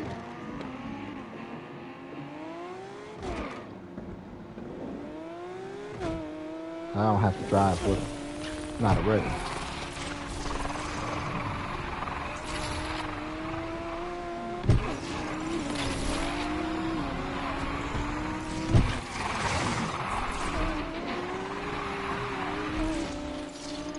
There's only one queen bee. That's dominatrix shit. She need a submissive man. Not that you can't have input, but it's her final say. Ain't none higher.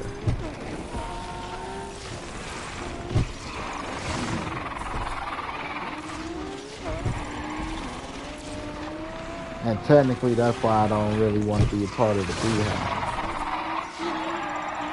I'm sorry, baby. I believe in teamwork, collective work, and responsibility. But I had, too many women as that type of abusive. Mentally, emotionally abusive. Because a lot of those women can be that. You're stupid if you don't do what they want. You ain't shit if you don't do what they want. And they don't need you if you don't get it. If you don't do what they want. It's not even having it together. It's about doing what they want. That's why they be like, I need a man to handle me.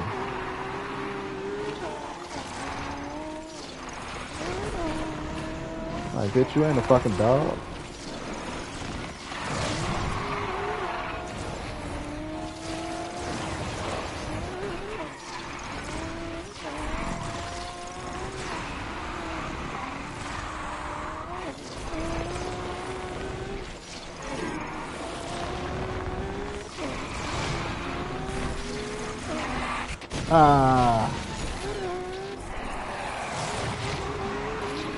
So the beehive shit kind of makes me a bit. I don't got time for that.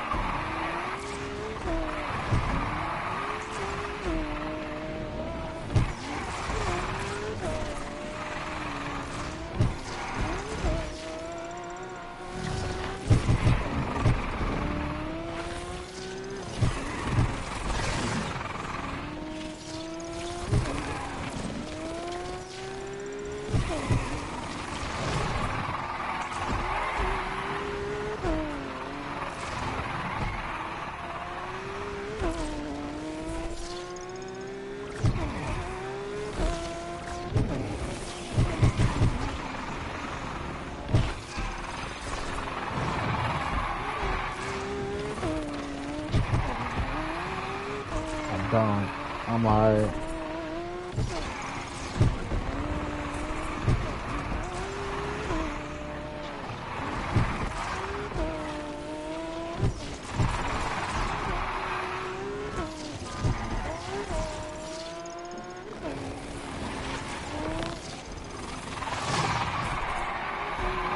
Them be the type of bitches that's like, it began with me, it'll end with me. Baby, there'll be more women outside you. There's gonna be more women. You know, it's women before you, it's gonna be women after you. Just because you're the best person in your life, don't mean you're the best person in my life. If you are the best person in my life, you got a ring. You'll get a ring.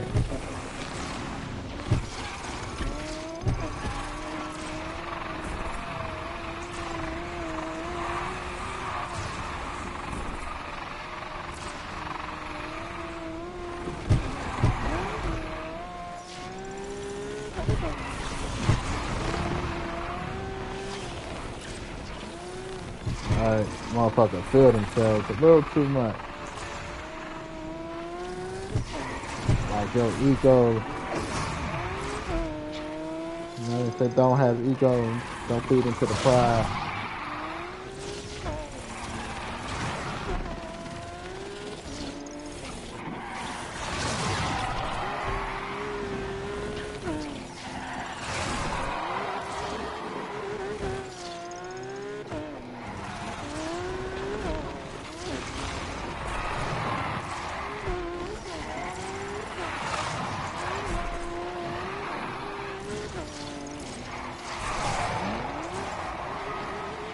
But that's the different levels of women for me at the moment that I can think of off the top of my head.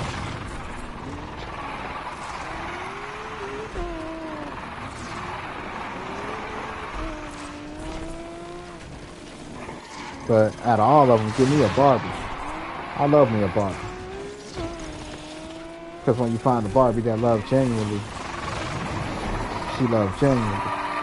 And then not only that, she could adapt to fit to be the type that you like. When I say the type, at least she'll try to adapt to fit your style.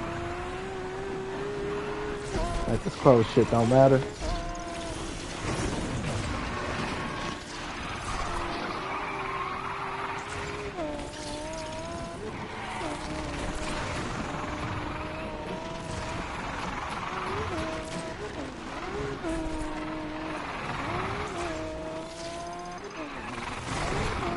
You know, what's your style, boo? Cause she just that chick.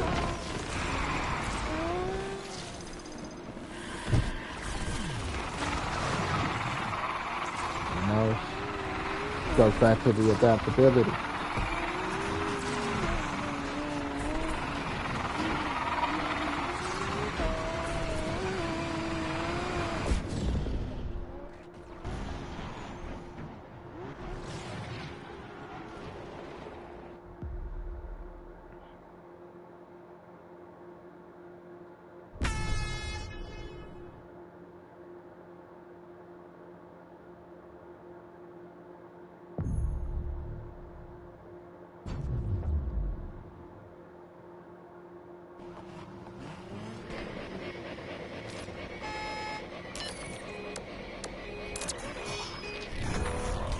Get out of here, you guys. Just go back to adaptability.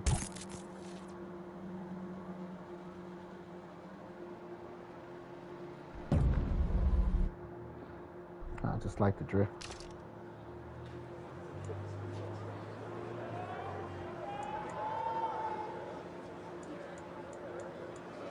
Go down here to the A plus.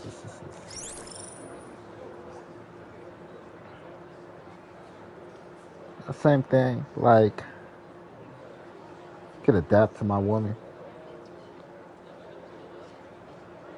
I like to be adaptable.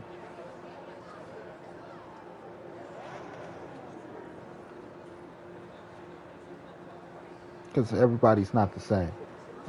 Some people treat their spouse, or not spouse, their significant other, the same. They're all the same. All chicks are the same. They treat all chicks the same. They treat all dudes the same. You know, and it's like there are certain parts of dating that's the same. Of people that's the same. Everybody eats, everybody shits, everybody sleeps. That's the same. But what they eat different. How they sleep are different. You know, times they shit.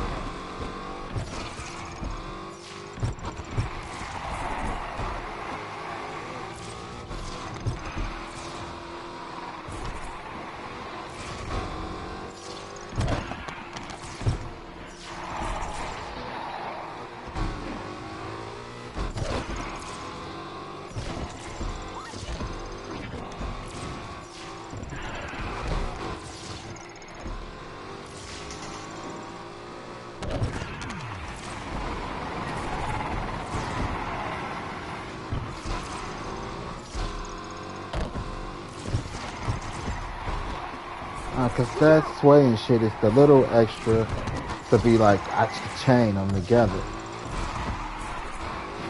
But it's not necessarily the precision driving I'm looking for. That's why I don't care to race another motherfucker or compete.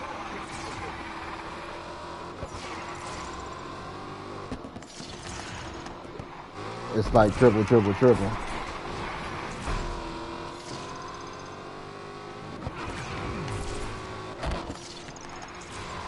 If you're not hugging the curves of the road,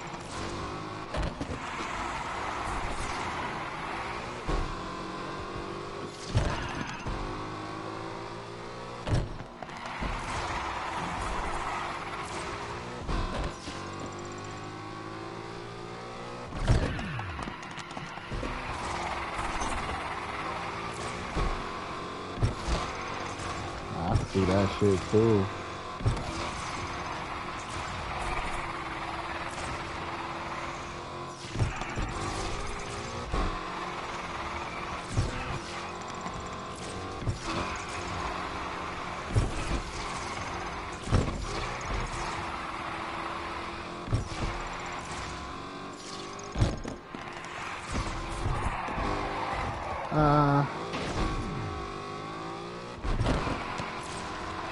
Alright, that's just to gain extra points.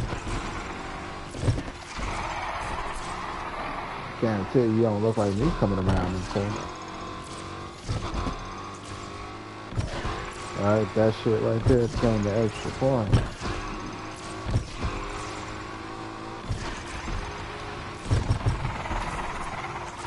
Ah, bullshit. Put that car there to fuck me over.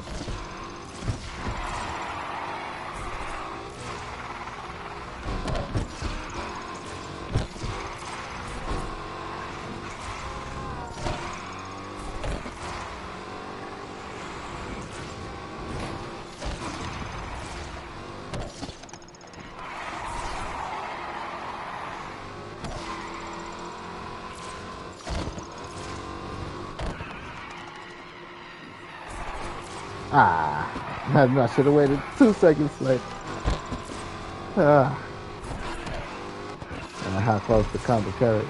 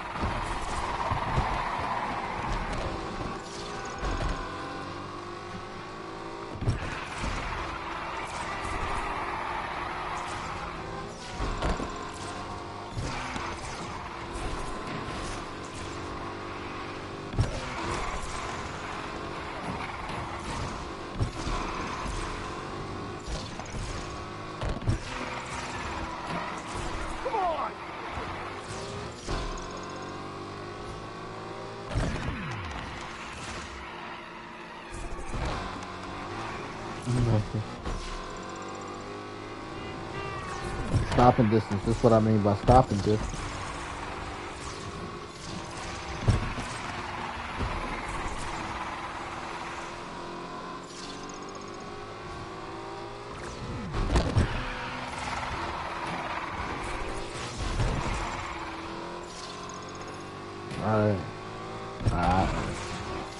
I used to when I was a kid.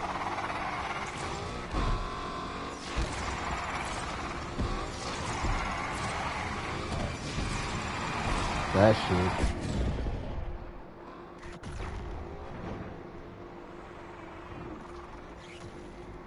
Just to have control my cargo.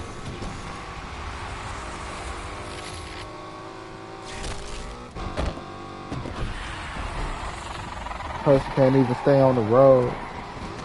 But they can beat me though. If I don't race, if I don't place.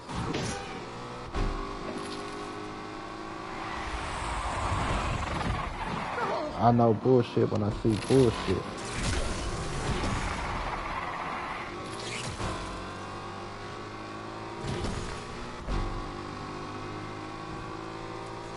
They didn't even finish.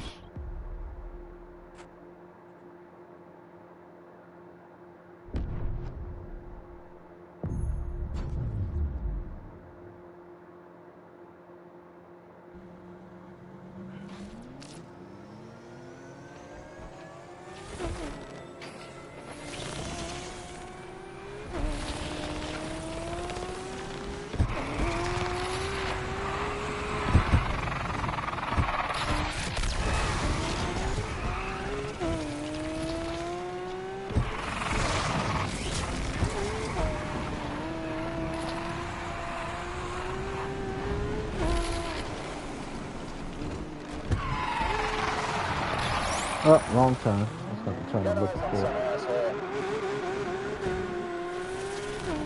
Gotta learn to slide before you can learn to drift. You're trying to bullshit me like I just ain't been drifting around for 2 hours in my Lambo truck. Video game shit.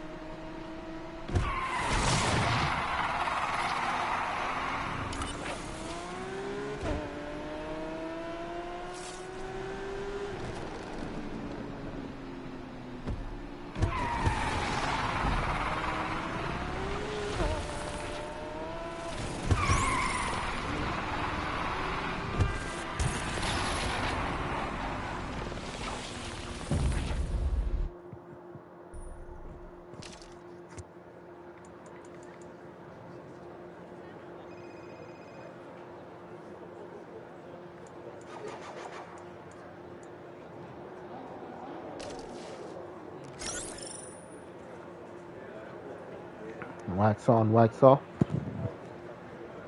Miyagi Nights.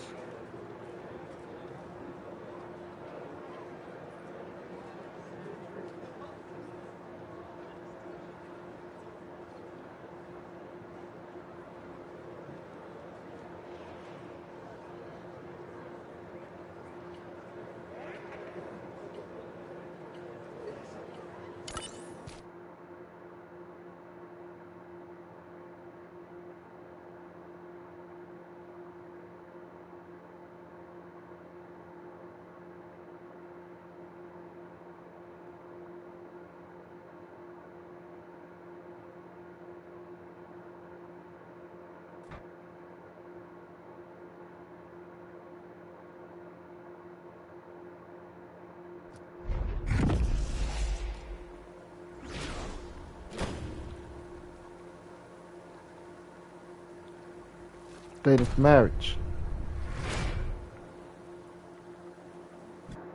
To be comfortable in a relationship.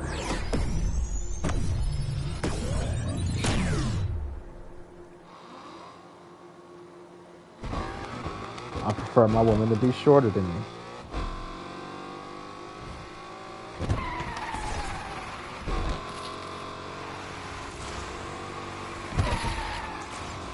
So that way she can dress up and wear her heels and not feel a way like, oh, my man's so short. I can't put on heels, and I ain't got to be like, I don't want her to not be able to put on heels.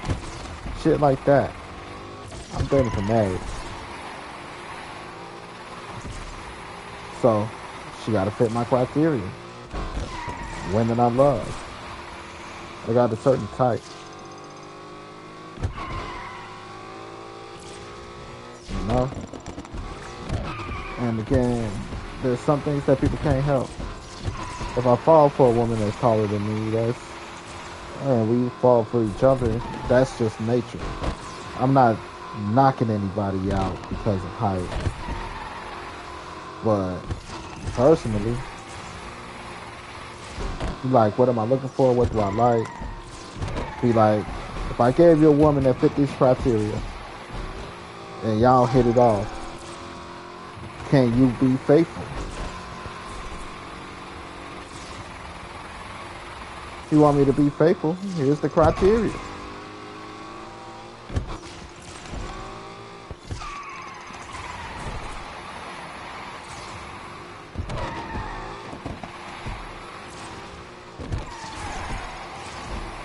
No, motherfuckers act like you shouldn't be attracted to a motherfucker you want to marry. Like, you're not married, you're attracted to this. Yes, that's the fuck I am. I don't want to wake up every day and be like, I'm married to this motherfucker.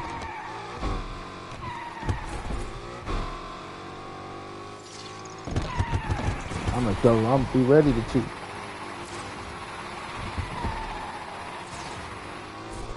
No, I mean, something looks better. Like, the grass ain't always greener. I'm willing to try.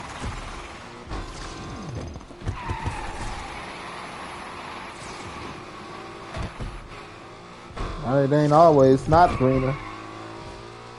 Same logic.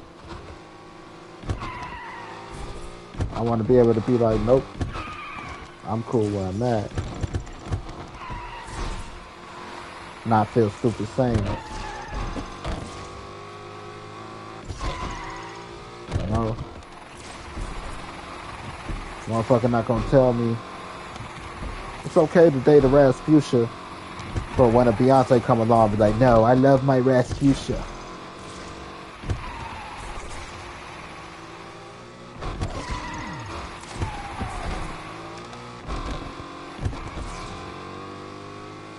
I'm just saying, she's not a attractive person. Physically, mentally, or emotionally. Her spirit even bad. She's not an attractive person.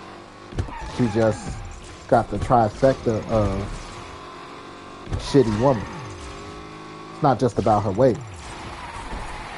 People only see her weight because she's a huge bitch. But you forget the fact that she's a bitch. and a hoe.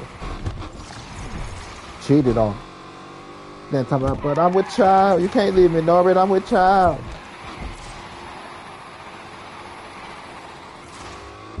Manipulative, abusive, verbally and physically. And her marriage only lasts based on the fact he was an orphan with no family and fear. If I picked up a woman off the street and say, bitch, you ain't got nobody. I had my sisters beat your ass and I'm verbally abusive and abusive. Y'all gonna call me a fucking monster.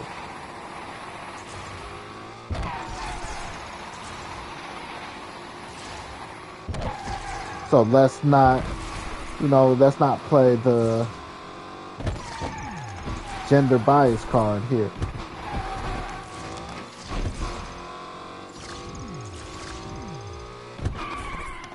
She's not an attractive lady.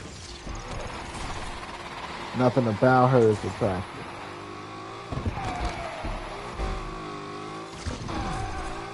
You gonna tell me because I chose to marry this bitch that if I see something greener, I shouldn't be like, shit, fuck you, bitch.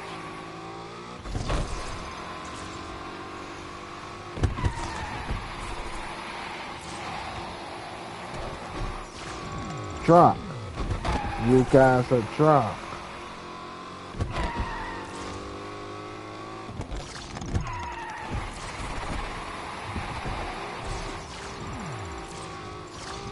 So I'm marrying to be like, look, you might look greener, but I'm still willing to keep it watered over here. You feel me? Still willing to water over here and tend the garden. Move the fuck off. Because I put up on Facebook my type. My aunt respond. You gotta let some of that shit go. Like, nope. Shorter than me, slim thick to athletic thick. It's so hard to date. Like, she gotta be shorter so she can feel confident. I put in heels, I gotta edit that. In heels and not make me feel short also. Like, how you gonna find someone with all those requirements? All I said is shorter than me, slim thick to athletic thick. That's a lot of requirements. Like, I'm okay. I'm looking for marriage, not just a good time. Yeah, we look for marriage, not a good time. Remember, we are short. 3 inches over you shouldn't matter. It does. It is what I like.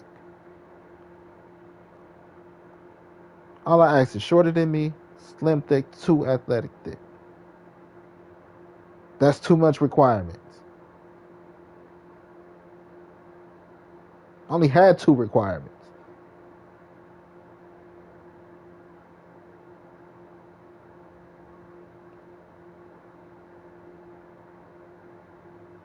I only had 2 requirements.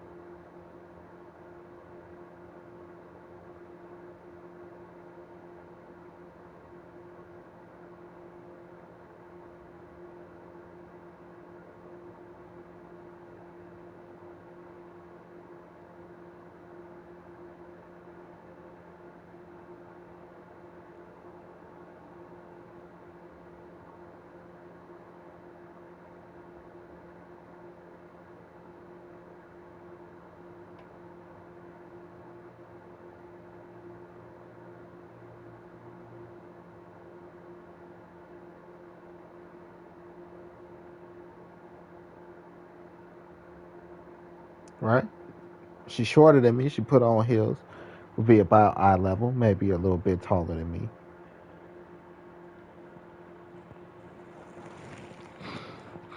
Not too much, but a little bit. Depending on how much shorter.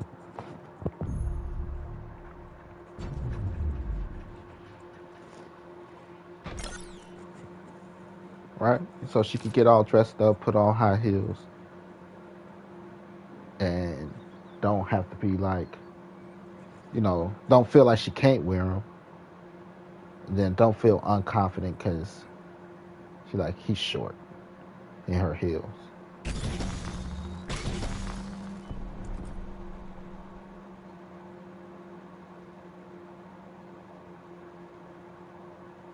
Nah, it ain't about the money.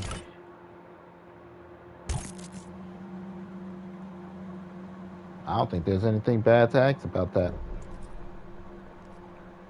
I didn't say she got to be rich. I didn't say, she got to suck my dick every day and cook and clean. I mean, with a good woman, that shit should come.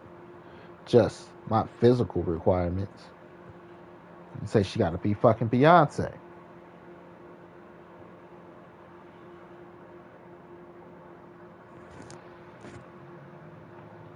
Because it's what's attractive to me. Don't have to worry about me cheating.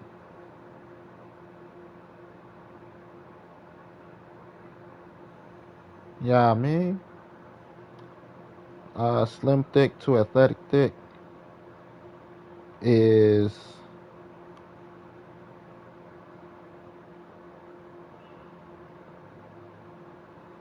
she's you like that's thick. She's thick, right? Even if she were not to exercise for a whole year, maybe even a year and a half, she only gained 5 pounds and get a little softer. That's athletic thick, right? Slim thick, she already soft. No, she might gain a 5-10 pounds in a year if she don't exercise or don't keep herself up. But once she start exercising, she'll lose the weight just like that.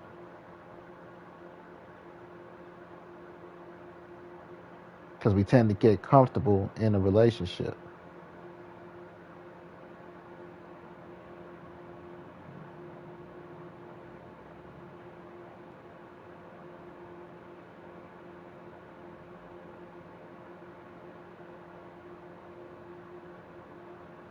We both could gain 5. I want us to at least be able to be like, we could gain 5, maybe 10 pounds. A year of exercising and diet, and we back down like we ain't never lost, like we ain't never gained the weight. Like, we got comfortable. Like, shut up. You did too. Like, that's why I said we. Like, don't add me in that. Nah, shut up. When I was buying you all that food, you weren't saying don't add me in that. We gotta exercise. I don't wanna. Shit, me neither. But you wanna look like that? Like, I'll get the car ready.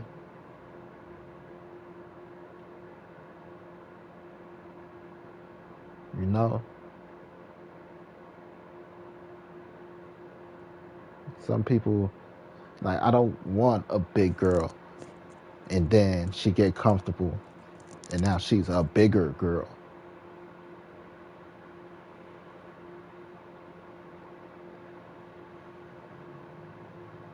Because some people date for potential. Like, oh, they could potentially slim down. But I know if I make you comfortable and I make you confident, you ain't gonna care to slim down.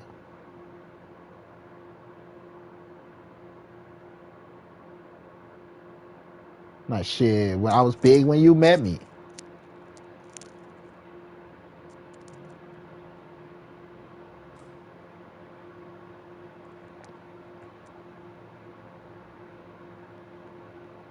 No. And most big bitches, they gonna go from there. They ain't gonna go for just 10 pounds. They gonna go for 15. They ain't gonna try to go back the other way. And then it's your fault that she's fat. When, if you talk about exercise, you're like, you was big when you met me. But it's your fault if you leave her and now she's bigger. You made me fat. Bitch, you was big when I met you. Keep that same energy.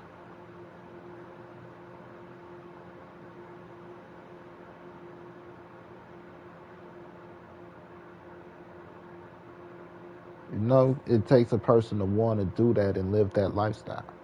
And there's a lot of people that don't want to live that lifestyle. No, not that you can't get soft, not that you can't gain a little weight. Just when you gain it, are you going to be willing to put in the work to lose it?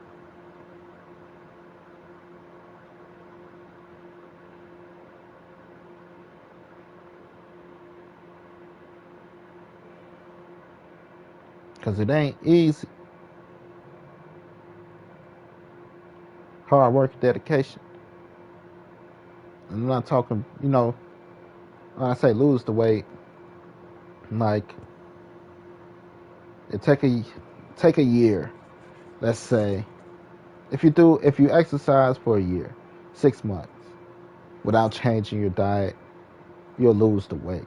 But the moment you stop exercising, you're gonna gain it back. So are you willing to diet and exercise, not just diet? Because if you diet without the exercise, then you get all loose. Then you're like, I don't like it. My skin sag and this, yeah, because you got to exercise too to keep it tight. That's what keep it tight, keep it right mean. Keep your skin tight.